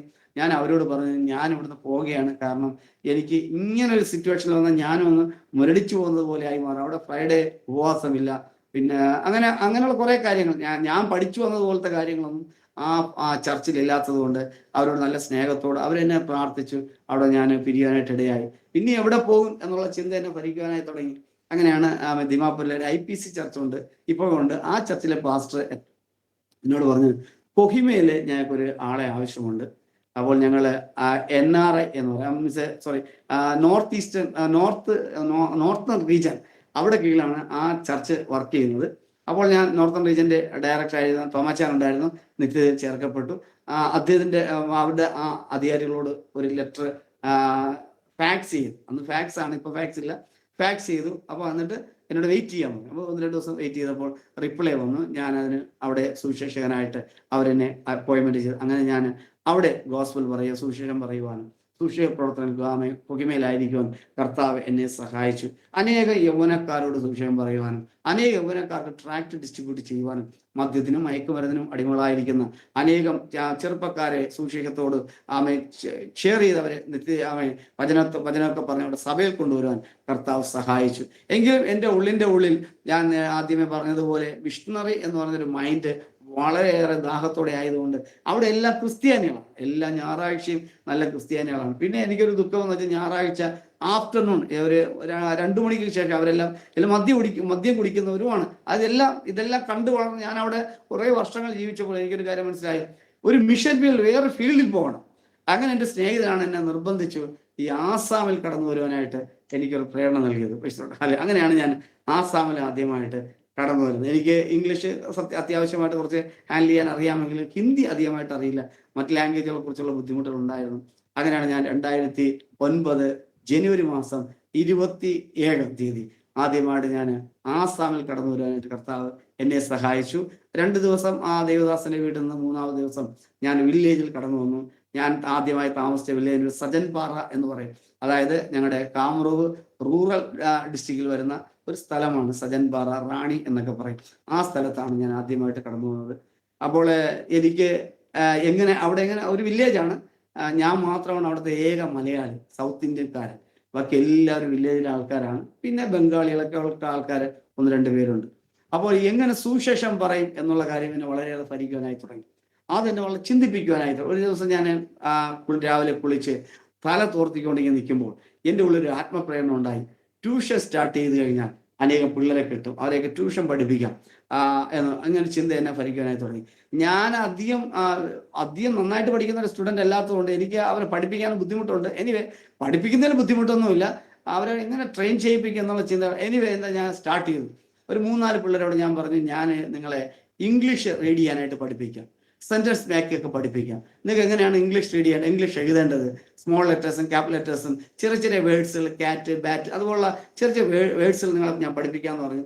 ഇവരെ നന്നായിട്ട് പഠിപ്പിച്ചു. അവരൊക്കെ നല്ല 1-2 ആഴ്ച കഴിഞ്ഞപ്പോൾ ഈ പിള്ളേർ ചെന്ന് വേറെ ആൾക്കാരോട് പറഞ്ഞു, സൗത്ത് ഇന്ത്യൻ സാർ ഇവിടെ വന്നിട്ടുണ്ട്, ഫ്രീ ആയിട്ടാണ് നമ്മളെയൊക്കെ പഠിപ്പിക്കുന്നത്, അപ്പോൾ നിങ്ങളും വരാൻ പറഞ്ഞു. അപ്പോൾ അവരിങ്ങനെ ഗ്രാമങ്ങളിൽ പോയി എനിക്ക് ഉറങ്ങാൻ അവസരം തരാതെ വണ്ണം രാവിലെ ഇവിടെ ആസാമിലൊക്കെ വെച്ച് ചില സമയങ്ങളിൽ ചൂടൊക്കെ സമയങ്ങളെല്ലാം 4 മണിക്കൊക്കെ നല്ല വെട്ടം വയ്ക്കും. ഒരു 3:50 തന്നെ വന്ന് ഗേറ്റ് അടിക്കും. സാർ ഉണ്ടോ എണീക്ക് ഞങ്ങളെ പഠിപ്പിക്കണമെന്ന് പറഞ്ഞാൽ അങ്ങനെ ഒരുപാട് ശല്യം ചെയ്യുന്ന രീതികൾ ആ സജംപാറയിൽ എൻ്റെ ട്യൂഷൻ വളരെ ഫേമസ് ആയി മാറി. അപ്പോൾ തന്നെ അടുത്ത ഗ്രാമങ്ങളിലെ പിള്ളേരും വരാനായി തുടങ്ങി. അങ്ങനെ സജൻപാറ, സത്രഗാവ്, മട്ടിയപ്പഹാട്, അതുപോലെ പാനിച്ചന്ത എന്ന 4 വില്ലേജുകളിൽ ഞാൻ എൻ്റെ ട്യൂഷൻ സ്റ്റാർട്ട് ചെയ്തു. ഈ വില്ലേജുകളിൽ ട്യൂഷൻ പഠിപ്പിക്കുന്നതോടൊപ്പം സത്രഗാവ് എന്ന് പറഞ്ഞൊരു വില്ലേജ് ഉണ്ട്. അതായത് ഞാൻ താമസിക്കുന്ന സ്ഥലം ഒരു പഹാടിനടുത്താണ്, ഒരു ഫോറസ്റ്റിനടുത്താണ്. അവിടെ ഒരു 7 കിലോമീറ്റർ സൈക്കിൾ ചവിട്ടിയാൽ മാത്രമേ ഉള്ളിലൊരു ഗ്രാമത്തിലെത്തുള്ളൂ. ആ സറൗണ്ട് കാടാണ്. എൻ്റെ നടുവിലൊരു ചെറിയ വില്ലേജാണ്. അവിടെ എനിക്ക് തോന്നുന്നു ആ സമയങ്ങളിൽ 98 ഫാമിലി, അത്രയേ ഉള്ളൂ ഫാമിലി. ഒരു 200-250 അത്രയും ആൾക്കാരെ അവിടെ ഉള്ളൂ. അത്രയും ആൾക്കാരാണ് അവിടെ താമസിച്ചുകൊണ്ടിരുന്നത്. അവിടെ ഒരു സ്കൂളുണ്ട്, 1ാം ക്ലാസ് മുതൽ 4ാം ക്ലാസ് വരെയുള്ള സ്കൂളുണ്ട്. അപ്പോൾ ആ ഒരു വില്ലേജിൽ ഞാൻ പോയി പഠിപ്പിക്കാനായിട്ട് തുടങ്ങി. അങ്ങനെ 4 വില്ലേജുകളിൽ പോയി എൻ്റെ ട്യൂഷൻ വളരെ സ്പ്രെഡ് ചെയ്യാനായി തുടങ്ങി. ആ സമയങ്ങളിൽ ഞാൻ പാവപ്പെട്ട കുഞ്ഞുങ്ങളെ, വളരെ ദാരിദ്ര്യമൊക്കെ അനുഭവിക്കുന്ന കുഞ്ഞുങ്ങളെ ഞാൻ പറയാം, നിങ്ങളെ വൈകിട്ട് എൻ്റെ വീട്ടിൽ വാ, ഇവിടെ കിടക്കാൻ ഞാൻ ഒറ്റയ്ക്കല്ലേ, അവരെ കൂടി വിളിച്ചു. എൻ്റെ വീട്ടിൽ താമസിച്ചു. അങ്ങനെ 5 പിള്ളേരെ എൻ്റെ വീട്ടിൽ നിർത്തി അവരുമായിട്ട് ട്യൂഷൻ പഠിപ്പിക്കുകയും അവരെൻ്റെ ട്രാൻസ്ലേറ്ററായി മാറി, അവരെൻ്റെ ആദ്യത്തെ വിശ്വാസികളായി മാറി. അങ്ങനെ സുവിശേഷ സൺഡേ ഞങ്ങൾക്ക് പ്രാർത്ഥനയുണ്ട്, അതുപോലെ തന്നെ ട്യൂഷനും നന്നായിട്ട് നടക്കുവാനായി തുടങ്ങി. അപ്പോൾ ആ പിള്ളേർക്കൊക്കെ ഞാൻ നമ്മുടെ കേരളത്തിലെ പഴയ മോഡലാണ്, ഇപ്പോൾ ഇല്ല, ഇപ്പോൾ സുപ്രീം കോടതി ബാൻ ചെയ്തിരിക്കുകയാണ്. നല്ല അടിയൊക്കെ കൊടുത്ത് നന്നായിട്ട് അവരെ പഠിപ്പിച്ചു. അവർക്ക് നല്ലതായിട്ട് ഇംഗ്ലീഷ് റീഡ് ചെയ്യാനായിട്ട് പഠിപ്പിച്ചു. അവരെ ക്ലാസ്സിൽ അവർ പ്രോഗ്രസീവായി. അപ്പോൾ എനിക്ക് തന്നെ ആ സ്കൂളിൽ പോകുമ്പോൾ എന്നെയാണ് അവിടുത്തെ അധ്യാപകരൊക്കെ സാർ നമസ്തേ എന്ന് പറയാം. അപ്പോൾ ആ അധ്യാപകർ എൻ്റെ ശത്രുക്കളായി മാറി, എല്ലാവർക്കും എൻ്റെ വിരോധമായി മാറി. കാരണം പിള്ളേർക്കൊക്കെ പ്രോഗ്രസീവായി മാറി. ഈ പിള്ളേർ നല്ല പഠിക്കുവാനായി തുടങ്ങി. അങ്ങനെ 5 പിള്ളേരെ എൻ്റെ വീട്ടിൽ നിർത്തി പഠിക്കുവാനായി തുടങ്ങി. ആ സമയങ്ങളിൽ എൻ്റെ കല്യാണം കഴിഞ്ഞു, എൻ്റെ വൈഫും വന്നു. അപ്പോൾ ഞങ്ങൾ 2 പേരും കൂടി ചേർന്ന് വീണ്ടും ഞങ്ങളുടെ ട്യൂഷൻ വളരെ സ്പ്രെഡ് ചെയ്യാനായി തുടങ്ങി. എൻ്റെ വൈഫ്, ഞാൻ ഡിഗ്രി BCom പഠിച്ചിട്ടുള്ളൂ, എൻ്റെ വൈഫ് MSc B.Ed പഠിച്ചിട്ടുള്ളതുകൊണ്ട് ഷീസ് എ പ്രൊഫഷണൽ ടീച്ചറാണ്. അതുകൊണ്ട് അവർക്ക് ഇച്ചിരി കൂടി വൈഡായിട്ട് ടീച്ച് ചെയ്യാൻ പറ്റും. അങ്ങനെ ഞങ്ങളുടെ വിദ്യാഭ്യാസ രീതികൾ വളരുവാനായി തുടങ്ങി. ഞാനൊരു കാര്യം കൂടി പറയാം. ഞാൻ മാരേജ് ചെയ്യുന്നതിന് മുമ്പ് 2009 ഒക്ടോബർ മാസം നടന്ന ഒരു അത്ഭുതം നിങ്ങളോട് പറയാനായിട്ട് ആഗ്രഹിക്കും. 2 അത്ഭുതമുണ്ട് 2009 ആ മാസത്തിൽ. ഒരു അത്ഭുതം ആദ്യമായിട്ട് പറയാം. ഞാൻ പറഞ്ഞല്ലോ, ഞാൻ താമസിക്കുന്ന വില്ലേജിൽ നിന്നും 7 കിലോമീറ്റർ ഉള്ളിലെ ഒരു പഹാട് വില്ലേജ് ഉണ്ട്. അത് സത്രഗാവ് എന്നാണ് പറയുന്നത്. സത്രഗാവ് എന്ന് പറയുന്നൊരു സറൗണ്ട് ഗാവുള്ള ഫോറസ്റ്റുള്ള വില്ലേജിലാണ്. ഞാൻ ഒരിക്കൽ ഒരു ചൊവ്വാഴ്ച ദിവസം രാവിലെ ട്യൂഷന് പോയി. എനിക്ക് തോന്നുന്നു ഫോറസ്റ്റിന്റെ ഉള്ളിൽ പോയിട്ടുള്ള ആൾക്കാർക്കറിയാം, ഫോറസ്റ്റിന്റെ ഉള്ളിൽ ഒരു ആഫ്റ്റർനൂൺ കഴിഞ്ഞാൽ, ഒരു 1 മണി കഴിഞ്ഞാൽ ഒരു അന്ധകാരമായി മാറും. മീൻസ് ഒരു ഇരുട്ടായി മാറും. ഒരു 3 മണി 4 മണി എന്നൊക്കെ പറഞ്ഞാൽ ലൈക്ക് നമ്മൾ നാട്ടിലൊരു 6 മണി 7 മണിയുടെ ഫീലായി മാറും. മീൻസ് ആ പഹാടൊക്കെ അങ്ങ് ഇരുട്ടു, അതിന് സൂര്യപ്രകാശം അധികമായിട്ട് വരില്ല. ഞാൻ അന്ന് എനിക്ക് നാട്ടിൽ പോകേണ്ട ഒരു അത്യാവശ്യം ഉള്ളതുകൊണ്ട് ഈ പിള്ളേരെ ട്യൂഷൻ എടുത്ത് ടൈം ഇച്ചിരി ലേറ്റായി പോയി. ഞാൻ അങ്ങനെ വരുമ്പോൾ ഞാൻ കുറേ ദൂരം ഒറ്റ സൈക്കിൾ വരികയാണ്. എൻ്റെ ബാക്കിൽ നിന്ന് ഈ ഫോറസ്റ്റിൽ നിന്ന് തടിയെല്ലാം മോട്ടി വിറകിനായിട്ട് തടിയെടുത്ത് വരുന്ന ആൾക്കാരൊക്കെ ഉണ്ട്. അവർ കുറേ പേര് എൻ്റെ ബാക്കിലുണ്ട്. ഞാൻ ഫ്രണ്ടിൽ ഇങ്ങനെ വരികയാണ്. ഞാൻ വരുമ്പോൾ തന്നെ ഞാൻ ഒരു ഒറ്റയാൻ ആന എൻ്റെ ഫ്രണ്ടിൽ കണ്ടു, ഒറ്റയാൻ. അപ്പോൾ ഒറ്റയാൻ അത് ആ റോഡ് ഞങ്ങളെ വഴിയാണ്, റോഡല്ല ഒരു വഴിയാണ്. അത് ഫാർ ചെയ്യാതെ അങ്ങോട്ടും ഇങ്ങോട്ടും പോകാൻ പറ്റില്ല. ഈ രണ്ട് സൈഡിലും മതിലുകൾ പോലെയാണ്, മീൻസ് തിട്ടയാണ്. അപ്പോൾ അത് ഫാർ ചെയ്യാൻ ഒരിക്കലും പറ്റില്ല. ഈ ആന മാറുന്നു. അപ്പോൾ ഞാൻ ഇങ്ങനെ ഫ്രണ്ടിൽ വന്ന് എൻ്റെ ബാക്കിൽ നിന്ന് ഈ തടി കൊണ്ടുവരുന്ന ആൾക്കാരൊക്കെ വന്നു. വളരെ അവർ വന്ന് മിണ്ടായിരിക്കണം എന്ന് പറഞ്ഞ് ആന എന്ത് പറഞ്ഞിട്ട് ആന മാറുന്നില്ല. അപ്പോൾ ചെറിയൊരു വഴിയുണ്ട്. ആന ഇങ്ങനെ നിൽക്കുന്നെങ്കിൽ അതിൻ്റെ സൈഡിൽ കൂടി ഇങ്ങനെ ഫാർ ചെയ്യാൻ പോകാൻ പറ്റും. പക്ഷേ ആന തിരിഞ്ഞാൽ തീർന്നു, ചവിട്ടിയാൽ നമ്മൾ മരിച്ചു. ഒറ്റയാനാണ്. എനിക്ക് ഒറ്റയാനാണ് ഇരട്ടയാനാണെന്ന് എനിക്കറിയില്ല. ഞാൻ ജനിച്ചു വളർന്നെല്ലാം ടൂറിസ്റ്റ് പ്ലേസിലാണ്. ഫോറസ്റ്റുമായിട്ട് ഒരു ബന്ധവുമില്ലാത്ത ഒരാളാണ്. എനിവേ എനിക്ക് ബുധനാഴ്ച നാട്ടിൽ പോവുകയാണ്. ബുധനാഴ്ച ഞങ്ങൾ ട്രെയിനാണ്. അപ്പോൾ ചൊവ്വാഴ്ച രാത്രി എനിക്ക് ഇവിടെ നിന്ന് ഗുവാഹട്ടി പോയിട്ട്, ഗുവാഹട്ടി നിന്നാണ് ബുധനാഴ്ച ട്രെയിൻ. എനിക്ക് പോയേ പറ്റൂ എന്നുള്ള രീതി കൊണ്ട് ഞാൻ എന്ത് ചെയ്തു, ഫ്രണ്ട് ഇപ്പൊ എന്നോട് ബാക്കിൽ നിന്ന് ആൾക്കാർ പറഞ്ഞു താൻ അങ്ങ് പോകാൻ പറഞ്ഞു. അപ്പൊ ഞാൻ മാത്രമാണ് മുഖം കണ്ടാൽ വ്യത്യസ്തമായൊരു മുഖം, ബാക്കി എല്ലാവരും അവരെല്ലാം ഒറ്റ മുഖക്കാരാണ്. അപ്പോൾ അവർ എനിക്ക് ചിന്തയാണ്, അവരങ്ങനെ വിചാരിച്ചോ ഇല്ലെന്ന് എനിക്കറിയില്ല. എനിവേ തെറ്റാണെങ്കിൽ ക്ഷമിക്കുക. എൻ്റെ ചിന്ത മരിക്കട്ടെ, യവൻ മരിക്കട്ടെ, നമ്മൾ രക്ഷപ്പെടുമെന്ന് പറഞ്ഞിട്ട് എന്നെ അങ്ങ് പറഞ്ഞു വിട്ടു. ഞാൻ എന്ത് ചെയ്തു, കർത്താവേ എന്നൊരു വിളിയും വിളിച്ചു. സൈക്കിൾ ചവിട്ടി വന്നു. എൻ്റെ സൈക്കിളിൻ്റെ ഈ ബെല്ലും കാര്യങ്ങളും കൊണ്ട് ഭയങ്കര ബഹളമായി. ഇവരവിടെ നിന്ന് ഒരുപാട് തെറി എന്നെ വിളിച്ചോടാ ഭ്രാന്ത, നീ പോയി ഞങ്ങളെ ശല്യം ചെയ്യുന്ന രീതിക്ക് ഒരുപാട് തെറിയൊക്കെ പറഞ്ഞു. അപ്പൊ ഞാൻ എന്തായിരുന്നു ഫാർ ചെയ്തിങ്ങി വന്നു. കുറച്ച് കഴിഞ്ഞപ്പോൾ ഈ ആന ഇങ്ങനെ ആന തിരിച്ച് കാട്ടിലേക്ക് കയറി പോകാൻ ഇടയായി തീർന്നു. അതെൻ്റെ ജീവിതത്തിൽ ഒരിക്കലും മറക്കാൻ വയ്യാത്ത ഒരു കാട്ടിൽ വെച്ച് കർത്താവിനെ രക്ഷിച്ച ഒരു മഹാ അത്ഭുതമാണ്. ഇനി ഒരു അത്ഭുതം പറയാൻ പറ്റുകയാണെങ്കിൽ ഞങ്ങളെ 5 പിള്ളേരെ വളർത്തിക്കൊണ്ടിരുന്നു. പെട്ടെന്ന് സാമ്പത്തിക ഞെരുക്കങ്ങളൊക്കെ ഉണ്ടല്ലോ, സാമ്പത്തിക ഞെരുക്കങ്ങളൊക്കെ ഉണ്ടല്ലോ. ആ സമയങ്ങളിൽ പെട്ടെന്ന് എൻ്റെ ഗ്യാസ് ഗ്യാസ് ഒരു സിലിണ്ടർ വെച്ചാണ്, ഞങ്ങൾ ചൂള വെച്ചാണ് ആഹാരമൊക്കെ വെച്ചുകൊണ്ടിരിക്കുന്നത്. ഗ്യാസ് പെട്ടെന്ന് അങ്ങ് തീർന്നു പോകും. അപ്പോൾ ഗ്യാസ് തീർന്നു വലിയ ബുദ്ധിമുട്ടായി മാറി. 1 മാസമായി, 1.5 മാസമായിട്ടും ഗ്യാസ് കിട്ടുന്നില്ല. അപ്പോൾ ഈ പിള്ളേർ എൻ്റെ കൂടെ നിൽക്കുന്ന പിള്ളേരെയൊക്കെ ഞാൻ അവരെ വീട്ടിൽ പറഞ്ഞു വിടും. ഞാൻ അവരോട് പറയണ ഗ്യാസ് ഇല്ല. അപ്പോൾ എൻ്റെ കൂടെ നിൽക്കുന്ന വേറൊരു പയ്യനുണ്ട്, അവൻ്റെ വീട്ടിൽ നിന്നാണ് 100 രൂപ ഞാൻ കൊടുക്കും. ഞാൻ ഒരു നേരം ആഹാരം കഴിക്കുകയുള്ളൂ. കാരണം 100 രൂപ കൊടുത്താൽ ഞങ്ങൾ 3 പേരും പോയി ഒരുമിച്ച് ആഹാരം കഴിക്കുമ്പോൾ ഒരുപാട് കാശാവും. അതുകൊണ്ട് ഞാൻ ഒരു നേരം രാത്രി മാത്രം ആഹാരം കഴിക്കുള്ളൂ. വൈകിട്ടും പകലൊക്കെ ഞാൻ എന്തെങ്കിലും ബ്രെഡോ എന്തെങ്കിലും കഴിച്ച്, എന്തെങ്കിലും ബിസ്ക്കറ്റോ ലാൽ ചായ കുടിച്ച് അങ്ങനെ ഇരിക്കും. അങ്ങനെ കുറേ ദിവസങ്ങൾ ഇങ്ങനെ പൊയ്ക്കൊണ്ടിരിക്കും. 1.5 മാസമായിട്ട് ഇങ്ങനെ പൊയ്ക്കൊണ്ടിരിക്കുകയാണ്. ഒരു ദിവസം ഈ 3 പിള്ളേർ, ഒരു ഒക്ടോബർ മാസത്തിലാണ്, 3 പിള്ളേരും അവർ എന്നോട് അവർക്ക് അവരുടെ ഉള്ളിൽ ഞങ്ങൾ എല്ലാ ദിവസവും ബൈബിൾ വായിക്കുകയും എല്ലാ ദിവസവും പ്രാർത്ഥിക്കുന്ന ഒരു ശീലമാണ്. എല്ലാ ദിവസവും ബൈബിൾ വായിക്കും, എല്ലാ ദിവസവും പ്രാർത്ഥിക്കും. അപ്പൊ അവരുടെ ഉള്ളിൽ ചെന്ന ഒരു ചിന്തയാണ്. അപ്പൊ ഞാൻ ഇപ്പുറത്തെ റൂമിൽ ഇങ്ങനെ കിടക്കുകയാണ്. അടുക്കള ഭാഗത്ത് അവർ പോയി ഈ പിള്ളേർ 3 പേരും പ്രാർത്ഥിക്കുകയാണ്. ഞാൻ ഇങ്ങനെയാണ് പ്രാർത്ഥിക്കുക. ഓരോരുത്തരുടെ പ്രാർത്ഥന ഇങ്ങനെയാണ്. ഒരുത്തൻ പ്രാർത്ഥിച്ചു, കർത്താവേ ഞാൻ ഒരു ചെറിയ ആളാണ്. ഹിന്ദിയിലാണ് പ്രാർത്ഥിച്ചത്. ഞാൻ ഒരു ചെറിയ ആളാണ്. അങ്കിളും എന്നെ അങ്കിളെന്നാണ്, അങ്കിളും ഞങ്ങളും അവരെന്നോട് പറഞ്ഞു, ആ പിള്ളേരെ ഇങ്ങനെ പ്രാർത്ഥിച്ചു, കർത്താവേ ഞാനും അങ്കിളും രാത്രി പോകുമ്പോൾ, അവിടെ ആന ഇറങ്ങുന്ന സ്ഥലമാണ് ഞങ്ങളുടെ വീടിനടുത്തേക്ക്. രാത്രി ഫോറസ്റ്റിന്റെ അടുത്ത് കുറച്ചുകൂടി ക്ലോസ് ആയിട്ടുള്ള ഒരു സ്ഥലത്താണ് ആഹാരം കഴിക്കാനായിട്ട് പോകുന്ന ഒരു വില്ലേജ് വീട്. അവർ ഞങ്ങൾക്കവിടെ രാത്രി പോകാൻ ബുദ്ധിമുട്ടുണ്ട്. കർത്താവെ ഗ്യാസ്, ഈ സിലിണ്ടറിൽ ഗ്യാസ് തരണം. ഒരുത്തം പ്രാർത്ഥിച്ച്, കർത്താവെ ഞാനൊരു പാവിയാണ്, എൻ്റെ പ്രാർത്ഥന കേൾക്കണം, ഞങ്ങൾക്ക് വലിയ ബുദ്ധിമുട്ടൊക്കെ ഉണ്ട്, ആഹാരം നന്നായിട്ട് കഴിക്കാൻ പറ്റുന്നില്ല, ഈ ഗ്യാസ് തന്നാലേ പറ്റുള്ളൂ. വേറൊരുത്തം പറഞ്ഞു, കർത്താവെ അങ്കിളുടെ കയ്യിൽ അധികം പൈസയൊന്നുമില്ല, ഈ ഗ്യാസ് കിട്ടണം, ഞങ്ങൾക്ക് എന്തെങ്കിലും കിട്ടി ഈ ഗ്യാസ് ബില്ല് ചെയ്യണം, ഞങ്ങൾ വിശ്വസിക്കുന്നു അത്ഭുതങ്ങൾ ചെയ്യുന്ന ദൈവമാണ്, അസാധ്യങ്ങളെ സാധ്യമാക്കും. ഇങ്ങനെയൊക്കെ പറഞ്ഞ് വ്യത്യസ്തമായ രീതികളിൽ 3 പേര് 3 പ്രാർത്ഥന പ്രാർത്ഥിച്ചു. വിഷയം ഒന്നാണ്, ഗ്യാസ് കിട്ടണം. Praise lord, hallelujah. കർത്താവിന്റെ നാമത്താൽ ഒരു അത്ഭുതം പറയട്ടെ. Praise lord, hallelujah. 1.5 മാസം ഞങ്ങളുടെ അടുക്കള ഞങ്ങൾ ബന്ദ് ചെയ്തിരുന്നു. 1.5 മാസം ഞങ്ങളുടെ അടുക്കളയെ ഞങ്ങൾക്ക് പ്രവർത്തിക്കാൻ പറ്റില്ല. Praise lord. അവര് പെട്ടെന്ന് എന്നെ വിളിച്ചു, അങ്കിളെ വരാൻ പറഞ്ഞു, ഈ ചൂള കത്തിക്കാമെന്ന് പറഞ്ഞു, ഈ അടുപ്പ് കത്തിക്കാമെന്ന് പറഞ്ഞു. ഞാൻ പറഞ്ഞിട്ട് മിണ്ടായി, 1.5 മാസമായിട്ട് ഇത് ഗ്യാസ് ഇല്ല, നിങ്ങൾ ഭ്രാന്ത് കാണിക്കല്, ഇനി വരാം. അപ്പൊ അവർ ഇല്ല അങ്കിളെ, യേശു അപ്പൊ അത്ഭുതം ചെയ്യുക, അങ്കിളൊക്കെ പഠിപ്പിച്ചതാണ്, ഞങ്ങളുടെ ഉള്ളിൽ ഞങ്ങൾ വചനം വായിച്ചു, ഞങ്ങൾക്കത് മനസ്സിലായി, അങ്കിൾ വരണമെന്ന് പറഞ്ഞു. ഞാൻ പറയടാ ഇല്ല, യുവന്മാരെന്ത്, ഞങ്ങളുടെ തീപ്പെട്ടിയില്ല, ഞങ്ങളുടെ വീട്ടിൽ തീപ്പെട്ടില്ല, കാരണം 1.5 മാസമായിട്ട് അതിന് ഉപയോഗിക്കേണ്ട കാര്യമില്ല. ഇവർ അടുത്ത വീട്ടിൽ പോയി തീപ്പെട്ടി വാങ്ങിച്ചു. ഇവർ തന്നെ ഒരു ചെറിയ നമ്മുടെ എന്താ പറയുക, ചായ ഇടുന്ന ഒരു പാത്രത്തിൽ ഈ വെള്ളം എടുത്തു വെച്ചിട്ട് അവര് 3 പേരുടെ പ്രാർത്ഥന കഴിഞ്ഞ്, അത്ഭുതം എന്ന് പറയട്ടെ. Praise lord, hallelujah. ദൈവം ആ 1.5 മാസം എംപ്റ്റി ആയ സിലിണ്ടറിൽ 2 ആഴ്ച, ഈവൻ 15 ദിവസം വീണ്ടും സിലിണ്ടർ ഗ്യാസ് ലഭിക്കുവാൻ കർത്താവ് സഹായിച്ചു. ഹല്ലേലൂയ. അതെന്റെ ജീവിതത്തിൽ ഒരിക്കലും മറക്കാൻ കഴിയാതെ വണ്ണുള്ള അത്ഭുതമാണ്. അത് ഞാൻ പ്രാർത്ഥിച്ചതല്ല, ശ്രദ്ധിക്കുക, ഞാൻ പ്രാർത്ഥിച്ചതല്ല. അതിൽ എനിക്ക് അവിശ്വാസത പോലും എൻ്റെ ആ വേടുകൾ എൻ്റെ ഉള്ളിൽ കടന്നു വന്നു. എങ്ങനെ അത് ലഭിക്കും എന്നുള്ള ചിന്തയുണ്ടായി. അവരെന്നെ നിർബന്ധിച്ച് വിളിച്ചു, അങ്ങളെ വരണമെന്ന് പറഞ്ഞു. പിന്നെ അവരെ നിർബന്ധത്തിന് വഴങ്ങി അവരെ വിശ്വാസത്തെ ത്യജിക്കേണ്ടെന്ന് വിചാരിച്ചു. അവരെ ഇഷ്ടത്തിനാണ് ഞാൻ പോയി അടുപ്പ് കത്തിച്ചു. ദൈവം അത്ഭുതകരമായി പറയട്ടെ, അതിൽ ഗ്യാസ് ലഭിക്കാനായിട്ട് ഇടയായി. അപ്പോൾ എനിക്ക് ഇച്ചിരി കൂടി ആവേശം കൂടി. ആ ഗ്യാസ് കത്തിയപ്പോൾ ആവേശം കൂടി. ഞാൻ പറയടാ, പെട്ടെന്ന് പോയി, ഞങ്ങളുടെ വീട്ടിൽ ഒന്നുമില്ല, പഞ്ചസാര ഒന്നുമില്ല, തേയില ഒന്നുമില്ല. ഞാൻ അടുത്ത വീടുകളിൽ പോയി ഇതെല്ലാം കളക്ട് ചെയ്യാൻ പറഞ്ഞു. അവർ കളക്ട് ചെയ്തു. ഞാൻ ഒരു 10 രൂപ കൊടുത്തിട്ട് ബിസ്ക്കറ്റ് വാങ്ങാൻ പറഞ്ഞു. ബിസ്ക്കറ്റ് വാങ്ങി, ചായ കപ്പ് വാങ്ങാൻ പറഞ്ഞു. അങ്ങനെ ചായ കപ്പ് കൊണ്ടുവന്ന് ഞങ്ങൾ ഒരു നന്നായിട്ടൊരു ലാൽ ചായ ഉണ്ടാക്കി, ബിസ്ക്കറ്റ് എടുത്ത്.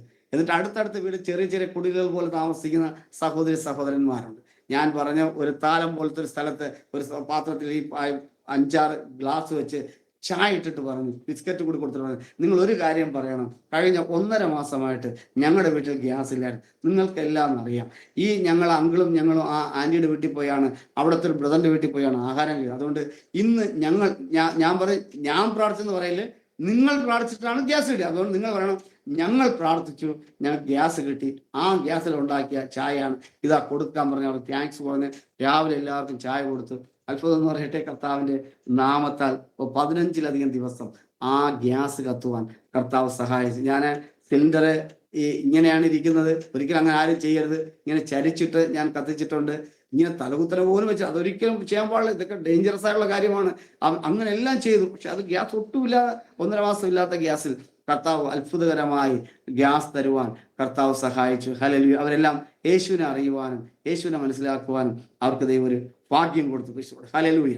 അപ്പൊ എനിക്ക് പിന്നെ വേറൊരു ആഗ്രഹമായിരുന്നു. ആ വില്ലേജിൽ പോയി പഠിപ്പിക്കുമ്പോൾ എൻ്റെ ഒരു സ്വപ്നമായിരുന്നു, ഒരു അൺഎഡ്യൂക്കേറ്റഡ്, അതായത് പേരെഴുതാനും വായിക്കാനും അറിയില്ലാത്ത. പാസ്റ്റർ പിന്നെ എങ്ങനെയാ ഈ ഗ്യാസ്, വേറെ പുതിയ ഗ്യാസ് സിലിണ്ടർ വന്നോ? 15-ാമത്തെ ദിവസം 14-ാമത്തെ ദിവസം ഞാൻ പ്രാർത്ഥിച്ചു, കർത്താവ്. അപ്പൊ അതിനിടയ്ക്ക് എനിക്ക് കാശൊക്കെ ലഭിച്ചു. പിന്നെ ഞാൻ പ്രാർത്ഥിച്ചു, കർത്താവ് എനിക്കിനി ഗ്യാസിന്റെ എല്ലാം ഇത് മതി എന്ന് പറഞ്ഞു. പിന്നെ കാശൊക്കെ ലഭിച്ചു. BSF വർക്ക് ചെയ്യുന്ന ഒരു സഹോദരൻ 15-ാമത്തെ ദിവസം ഞങ്ങൾക്ക് പുതിയ ഗ്യാസ് കൊണ്ടുവന്നു. ഞാൻ പറഞ്ഞു, അപ്പോൾ ആ സമയത്ത് തന്നെ തീർന്നു. 15-ാമത്തെ ദിവസം ഞങ്ങൾ മോർണിംഗിൽ ബ്രേക്ക്ഫാസ്റ്റ് ഒക്കെ ചെയ്തു. അത് കഴിഞ്ഞ് ഗ്യാസ് തീർന്നു. ഞങ്ങൾ ഉച്ചയ്ക്ക് ശേഷം ആ BSF ഒരു ബ്രദർ ഞങ്ങളെ സഹായിച്ചു, ഗ്യാസ് കിട്ടുവാൻ ദൈവം സഹായിച്ചു. ഹല്ലേലൂയ.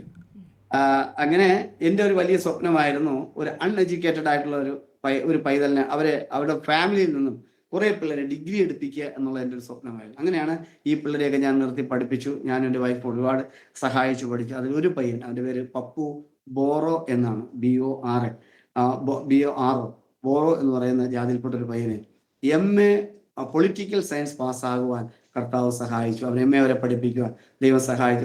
എനിക്ക് 4-ാമത്തെ ക്ലാസ് 5-ാമത്തെ ക്ലാസ് എൻട്രി ആവുന്നതിന് മുമ്പായിട്ടാണ് എനിക്ക് കിട്ടിയത്. 4-ാം ക്ലാസ്സിൽ പഠിക്കുന്ന ലാസ്റ്റ് സെക്കൻഡിലാണ് എൻ്റെ കയ്യിൽ ലഭിച്ചത്. നല്ല അടിയെ കൊടുത്ത് അവനെ ഇംഗ്ലീഷ് പഠിപ്പിച്ചു.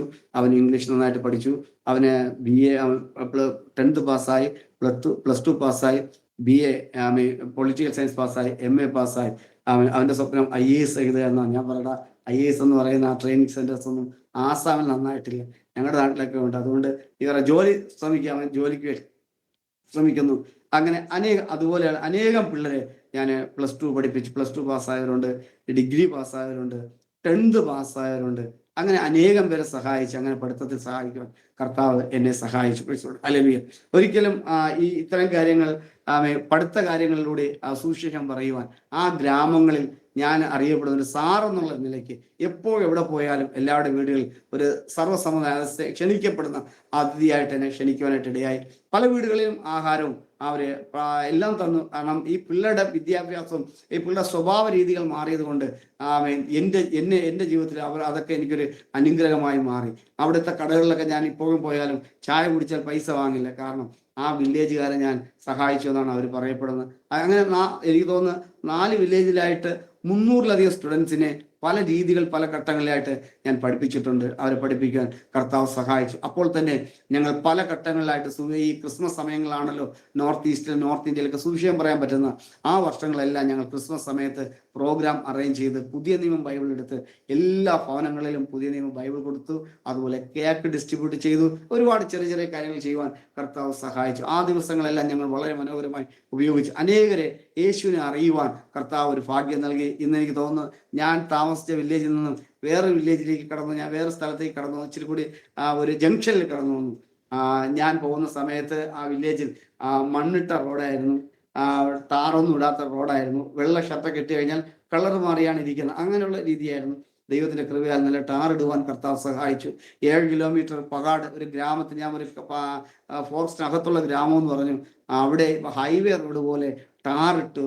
അവിടെ വലിയ, അതായത് ഒരു വലിയ ഇലക്ട്രിക്കൽ പ്രോജക്റ്റ് വന്നു.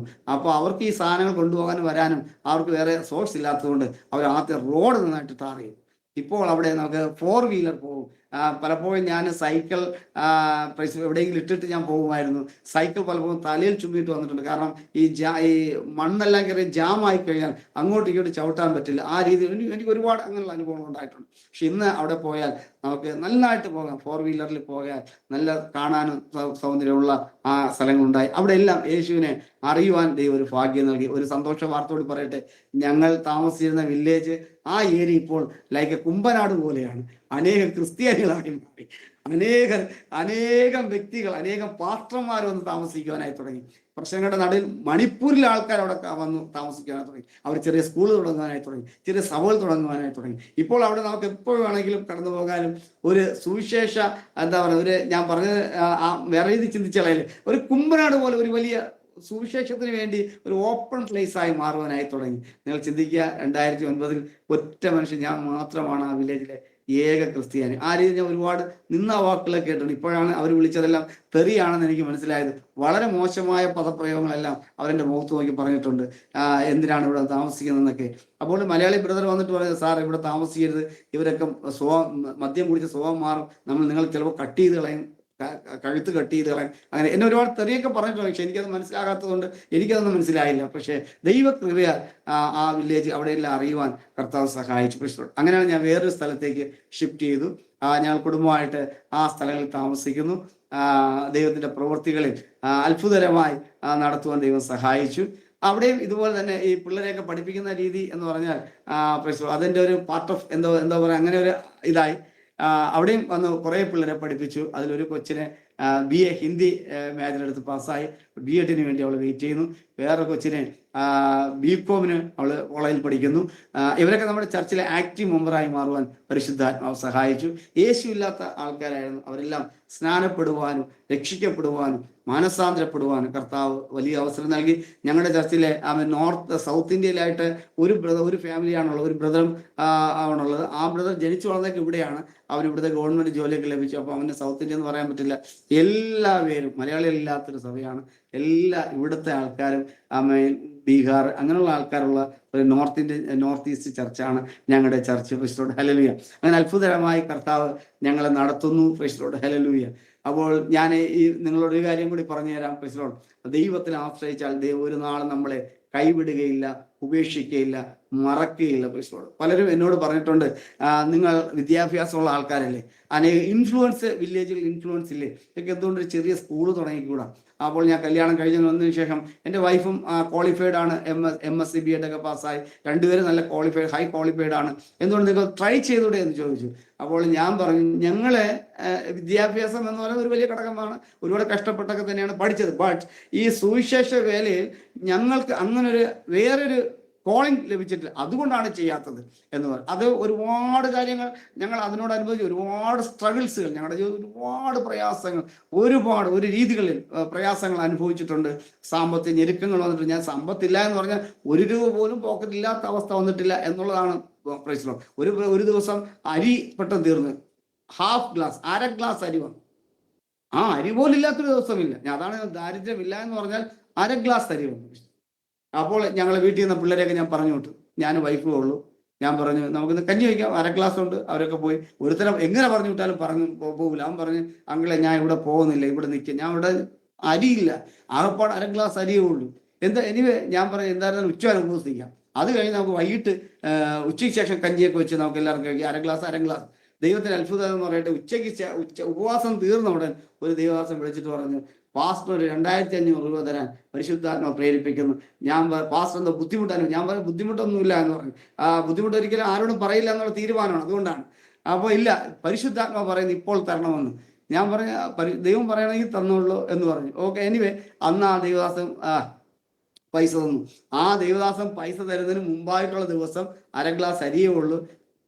അപ്പോൾ സബ്ജി ഒന്നും വാങ്ങാൻ ഞങ്ങളിൽ കാശില്ല. ഞാൻ ഈ വായിക്കുന്ന ശീലം ഉള്ളതുകൊണ്ട് ന്യൂസ് പേപ്പറൊക്കെ അടുക്കി വെച്ചു. എല്ലാം കൂടി വിറ്റ് എനിക്കൊരു 1,000 രൂപ എന്തോ കിട്ടി. കുറേ വർഷങ്ങൾക്ക് മുമ്പുള്ള കഥയാണ്. 1,000 രൂപ കിട്ടി.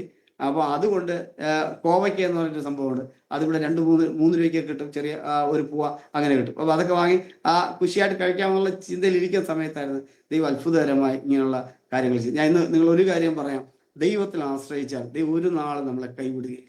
Price the Lord, hallelujah. ഞാൻ നിങ്ങളോട് പറയുന്ന I am not a background, ഞാൻ ക്രിസ്ത്യൻ ബാക്ക്ഗ്രൗണ്ടിലുള്ള ഒരാളല്ല.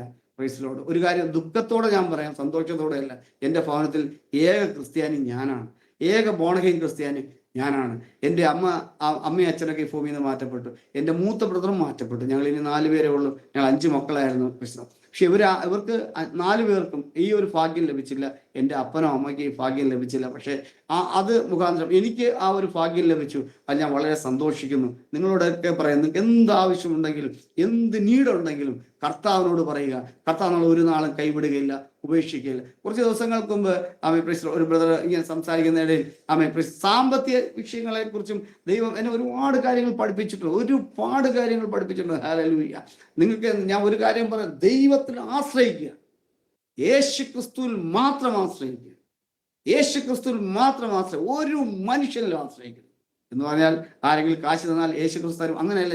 നിങ്ങൾ ആരോട് ചോദിക്കുക, നിങ്ങൾ മുത്തുന്മേൽ നിന്ന് പ്രാർത്ഥിക്കാൻ കഴിയും. നിങ്ങളുടെ ഒരു മനസ്സ് വേദനപ്പെടുന്ന അവസ്ഥയിൽ പോലും കർത്താവ് അത്ഭുതകരമായി നമുക്ക് വേണ്ടി വഴികൾ തുറക്കും. എനിക്കൊന്നും എൻ്റെ വൈഫിന്റെ സാക്ഷ്യം നിങ്ങൾ കേട്ടുള്ളതാണ്. Praise the Lord. വൈഫ് പറഞ്ഞിട്ടുണ്ട്, സാമ്പത്തിക വളരെ ഞെരുക്കങ്ങളായി, വൈഫിന് ബ്ലീഡിങ് ഒരുപാട് പ്രശ്നങ്ങൾ ഉണ്ടായി. വളരെ എങ്ങനെ ട്രാവൽ ചെയ്യും എന്നുള്ളതാണ് ഏറ്റവും വലിയ വിഷയം. 2003 പരിചയപ്പെട്ട് 2003, 2004, 2005, 2006 ഞാൻ കൊഹിമയിലായ സമയത്ത് ഞങ്ങൾ ഒരുമിച്ച് യാത്ര ചെയ്യുന്ന, അവിടെ കൊഹിമയിൽ അറിയപ്പെടുന്ന ഒരു സഭയിൽ ഒരു വിശ്വാസി, ആ ബ്രദർ എൻ്റെ ഭയങ്കര ഫ്രണ്ടാണ്. എന്നെ വിളിച്ച് അവർ നമ്മൾ ഒരുമിച്ച് ഉപവസിക്കുകയൊക്കെ ചെയ്യും. വൈഫിന് പ്രൈസിലോട് ട്രാവൽ ചെയ്യണം. സാമ്പത്തികമായി ഞങ്ങളുടെ കയ്യിലൊന്നുമില്ല. വളരെ ക്രിട്ടിക്കൽ സ്റ്റേജാണ്. ബ്ലീഡിങ് വളരെ ഹൈ ആയി മാറി. പ്രൈസിലോട്. അപ്പോൾ ഞാൻ എല്ലാവർക്കും അങ്ങനെ മെസ്സേജ് ചെയ്യാറൊന്നുമില്ല, വൈഫിനെ കുറിച്ച് അങ്ങനെ പറയാറൊന്നുമില്ല. എനിക്ക് എൻ്റെ 1-2 ഫ്രണ്ട്സിന് ഇങ്ങനെ എന്തോ ടെസ്റ്റ് മെസ്സേജ് ചെയ്തു. പക്ഷെ ഈ ബ്രദറിന് ഞാൻ മെസ്സേജ് ചെയ്തതേ ഇല്ല. ഈ ബ്രദർ ഒന്നും ചെയ്തിട്ടില്ല. ഈ ബ്രദറിന് ഞാൻ ആകപ്പാടെ മെസ്സേജ് ചെയ്യുന്ന വർഷത്തിൽ ഒറ്റ മെസ്സേജ് ചെയ്യും, ഹാപ്പി ന്യൂ ഇയർ ചെയ്യും, ലാസ്റ്റ് ചെയ്യും, ക്രിസ്മസ് ഹാപ്പി ക്രിസ്മസ് ചെയ്യും. ഇത്ര 2 മെസ്സേജ് ചെയ്യുള്ളൂ. പിന്നെ വേറെ പുള്ളിയുടെ ബർത്ത്ഡേ ഉണ്ടെങ്കിൽ റിമെമ്പർ ചെയ്യാം, സ്റ്റാറ്റസ് കിടക്കുകയാണെങ്കിൽ ഹാപ്പി ബർത്ത്ഡേ ചെയ്യും. അതിൽ വേറെ ഒരു മെസ്സേജ് കമ്മ്യൂണിക്കേഷനില്ല. പക്ഷേ ഈ ബ്രദറെ എന്നെ വിളിച്ചിട്ട് പറഞ്ഞു, പാസ്റ്റർ ദിലൻ, ഇംഗ്ലീഷിൽ പറഞ്ഞു, പാസ്റ്റർ ദിലൻ എനിക്ക് തോന്നുന്നു പാസ്റ്റർ ദിലൻ എന്തോ ഫേസ് ചെയ്യുകയാണ്, എന്തോ ബുദ്ധിമുട്ട് ഫേസ് ചെയ്യും. ഞാൻ പറഞ്ഞു ഞാൻ വളരെ ഓക്കെയാണ്, ഒരു ബുദ്ധിമുട്ടും ഇല്ല. പാസ്റ്റർ ദിലന്റെ ഭവനത്തിൽ എന്തോ ആവശ്യമുണ്ടെന്ന് എന്നോട് പരിശുദ്ധാത്മാ പറയുന്നു. ഞാൻ പറഞ്ഞു അങ്ങനെയൊന്നുമില്ല. ഞാൻ അപ്പോൾ എൻ്റെ വൈഫിനെ കുറിച്ച് പറഞ്ഞു, വൈഫിന് ട്രാവൽ ചെയ്യണം, കേരളത്തിൽ കടന്നു പോകണം, ട്രീറ്റ്മെന്റ് ആവശ്യങ്ങൾക്ക് വേണ്ടി പോകണം എന്ന് പറഞ്ഞു. ഇതാണ് ഇപ്പോഴത്തെ ഒരു നിങ്ങളുടെ ഉള്ളിൽ പരിശുദ്ധാത്മ നൽകിയെങ്കിൽ ഈ ഒരു വിഷയമാണ്. അത്ഭുതം എന്ന് പറയട്ടെ. പ്രൈസ് നിങ്ങൾ കേൾക്കുന്ന കേൾവിക്കാർക്കാണ് ഞാൻ ഈ സാക്ഷ്യം പറയുന്നത്. പ്രൈസ് യേശു നമ്മളെ ഒരു നാളും ഉപേക്ഷിക്കുകയില്ല, ഒരു നാളും മറക്കുകയില്ല.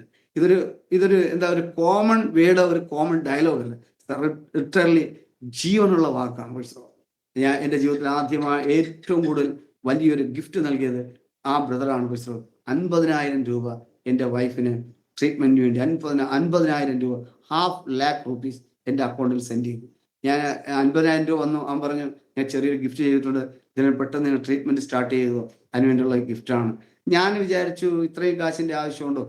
ഞാൻ വൈഫിനോട് ചോദിച്ചു, ഞാൻ പഠിച്ച അക്കൗണ്ടിങ് ആണ്, ലക്ഷങ്ങളും കോടികളും എഴുതി പഠിച്ച ആളാണ്, കണ്ടിട്ടില്ലെങ്കിൽ പോലും അത് പിന്നെ എൻ്റെ പാർട്ട് ഓഫ് ലൈഫാണ്. നിങ്ങൾക്ക് അറിയാലോ, അക്കൗണ്ടിങ് പഠിച്ചാൽ ഇതൊക്കെ എഴുതി പഠിക്കാൻ പറ്റൂ. ഞാൻ പറഞ്ഞു, ഇത് എനിക്ക് തോന്നുന്നു 5 മീൻസ് 3 പൂജ്യം 1 കുത്തും പിന്നെ 2 പൂജ്യം ഇങ്ങനെയാണ് ഇത് വരുന്നത്. ഇത് 0 കൂടുതലാണ്. എനിവേ ഒന്നുകൂടി അങ്ങേറെ തെറ്റിപ്പോയതാണോ എന്ന് എനിക്കറിയില്ല. എനിവേ ഞാൻ ഒന്നുകൂടി എമൗണ്ട് നോക്കി കാണാം. ഒറ്റയല്ലേ 50 പിന്നെ 3 0 അതിനായിട്ട് ഒരു കുത്ത് പിന്നെ 2 0 ആണ്. ഞാൻ ഇത് 50 ഹാഫ് ലാക്ക് റുപ്പീസ് ആണ്. എനിക്ക് തോന്നുന്നു അവനെന്തെങ്കിലും ടൈപ്പ് ചെയ്തപ്പോൾ എന്താ തെറ്റിപ്പോയോ. ഞാൻ ബ്രദറിനെ വിളിച്ചു പറഞ്ഞു ഗിഫ്റ്റ് കിട്ടി, നന്ദി. എനിക്ക് തോന്നുന്നു കൂടുതലാണെന്ന് തോന്നുന്നു. പറഞ്ഞോ ഇത് പരിശുദ്ധാത്മാവ് എന്നോട് പറഞ്ഞു നിങ്ങൾക്ക് തരാനായിട്ടാണ്. പ്രിയ മക്കളെ, ദൈവമക്കളെ, ദൈവം അത്ഭുതങ്ങളുടെ ദൈവമാണ്. Praise lord, hallelujah. യേശു ക്രിസ്തു അത്ഭുതങ്ങളുടെ ദൈവമാണ്. ഇതുപോലുള്ള അത്ഭുതങ്ങൾ കേൾക്കുന്നവർ നിങ്ങൾക്ക് ചെറുതായി തോന്നും, പക്ഷെ ഞങ്ങൾക്ക് വലിയ അത്ഭുതമാണ്. ഒരു 2 ദിവസത്തിന് മുമ്പുള്ള ഒരു അത്ഭുതം കൂടി പറഞ്ഞാൽ നിങ്ങൾക്ക് ഒരു അനുഗ്രഹമായി മാറുമെന്ന് തോന്നുന്നു. എൻ്റെ മക്കൾക്കെല്ലാം ഏപ്രിൽ 1-ാം തീയതി ഒരു മോൻ്റെ അഡ്മിഷനാണ്, രണ്ടാമത്തെ മോൻ്റെ ഏപ്രിൽ 2-ാം തീയതിയാണ്. ഈ 2 മോൻ്റെ അഡ്മിഷൻ എടുക്കണം. മൂത്ത മോൻ ക്ലാസ് 9-ലും രണ്ടാമത്തെ മോൻ ക്ലാസ് 5-ലും പഠിക്കണം.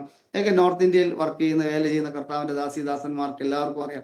എല്ലാ വർഷവും അഡ്മിഷൻ എടുക്കണം എന്നുള്ളതാണ് ഒരു സിസ്റ്റമായി പോയി. നമ്മുടെ കേരളം പോലെയല്ല, സൗത്ത് ഇന്ത്യ പോലെയല്ല. എനിവേ, അപ്പോൾ എനിക്ക് തോന്നുന്നു ഇവർക്ക് എല്ലാവർക്കും കൂടി ഞാനും വൈഫ് കൂടി കാൽക്കുലേറ്റ് ചെയ്തത് 24,000 റുപ്പീസ് വേണ്ടി വരും. 24,000 റുപ്പീസ് 2 പേർക്ക് അഡ്മിഷൻ പ്ലസ് പുസ്തകങ്ങളെല്ലാം കൂടി. അപ്പോൾ വൈഫും ഞാനിങ്ങനെ ചിന്തിക്കുകയാണ് എങ്ങനെ നമുക്കിത് അഡ്ജസ്റ്റ് ചെയ്യാം.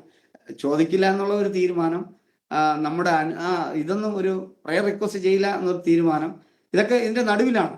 അപ്പോൾ ഞാൻ കൊഹിമയിൽ ദിമാപൂരിലായിരുന്നപ്പോൾ ബൈബിളൊക്കെ പഠിപ്പിക്കുകയും സൺഡേ ക്ലാസ് പഠിപ്പിച്ച ഒരു ബ്രദർ, ഒരു മോൻ ഇപ്പോൾ ദുബായിലാണ്. അപ്പോൾ അവ ഇടയ്ക്കൊക്കെ എന്തെങ്കിലുമൊക്കെ ചോദിച്ചു, അങ്ങളെ സുഖമായിരിക്കുന്നു എന്നൊക്കെ ചോദിച്ചു, പാസ്റ്റർ അങ്ങളെ സുഖമായിരിക്കുന്നു ചോദിച്ചു. അവന് ഇടയ്ക്ക് അവന് ഇടയ്ക്കിട്ട് പറഞ്ഞു ഞങ്ങളെ സുഖമായിരിക്കുന്നു.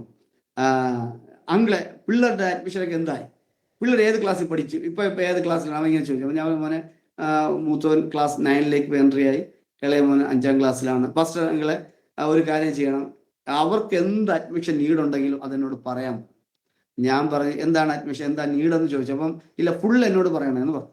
അപ്പോൾ ഞാനും വൈഫും കൂടി ഇരുന്ന് കാൽക്കുലേറ്റ് ചെയ്തു. ഇത്ര രൂപയാണ് അഡ്മിഷൻ, പുസ്തകത്തിന് ഇത്ര രൂപയാണ്, എല്ലാം കൂടി കാൽക്കുലേറ്റ് ചെയ്തപ്പോൾ 24,000 റുപ്പീസ് ഞങ്ങൾക്ക് ആവശ്യം. 24,000 റുപ്പീസ്. പ്രൈസ്ലോ. അത്ഭുതം എന്ന് പറയട്ടെ, ഞാൻ അവനോട് ഒരു വോയിസ് മെസ്സേജ് ഇട്ടു, മോനെ 25,000 റുപ്പീസാണ്. ഞാൻ ഇട്ടപ്പോൾ ഞാൻ പറയാനായിട്ട് മറന്നുപോയി. എൻ്റെ ഉള്ളിൽ ഇങ്ങനെയായിരുന്നു, 24,000 ഒന്നും തരണ്ട, അറൗണ്ട് നിനക്ക് തരാൻ പറ്റില്ല. റിട്ടേൺ ഞാൻ 5,000 5,000 10,000 രൂപയാണ് ഞാൻ പ്രതീക്ഷിച്ചത്. കർത്താവിൻ്റെ അത്ഭുതകരമായി ഞാൻ പറയട്ടെ, 24,000 24,000 റുപ്പീസും ആ ബ്രദർ സഹായിച്ചു. ഞങ്ങൾ 2 മക്കളുടെയും അഡ്മിഷൻ എടുക്കുവാൻ ദൈവം ഞങ്ങളെ സഹായിച്ചു. 2 പേരുടെയും പുസ്തകം, ഒരുത്തൻ്റെ പുസ്തകം വാങ്ങിയില്ല, അവൻ്റെ പുസ്തകത്തിന് വേണ്ടി പൈസ മാറ്റി വെച്ചിട്ടുണ്ട്. മറ്റുള്ള പുസ്തകങ്ങളെല്ലാം വാങ്ങി, പിന്നെ ടെക്സ്റ്റ് ബുക്ക് വാങ്ങി, നോട്ട് ബുക്ക് വാങ്ങി. യേശു ആരാണ്?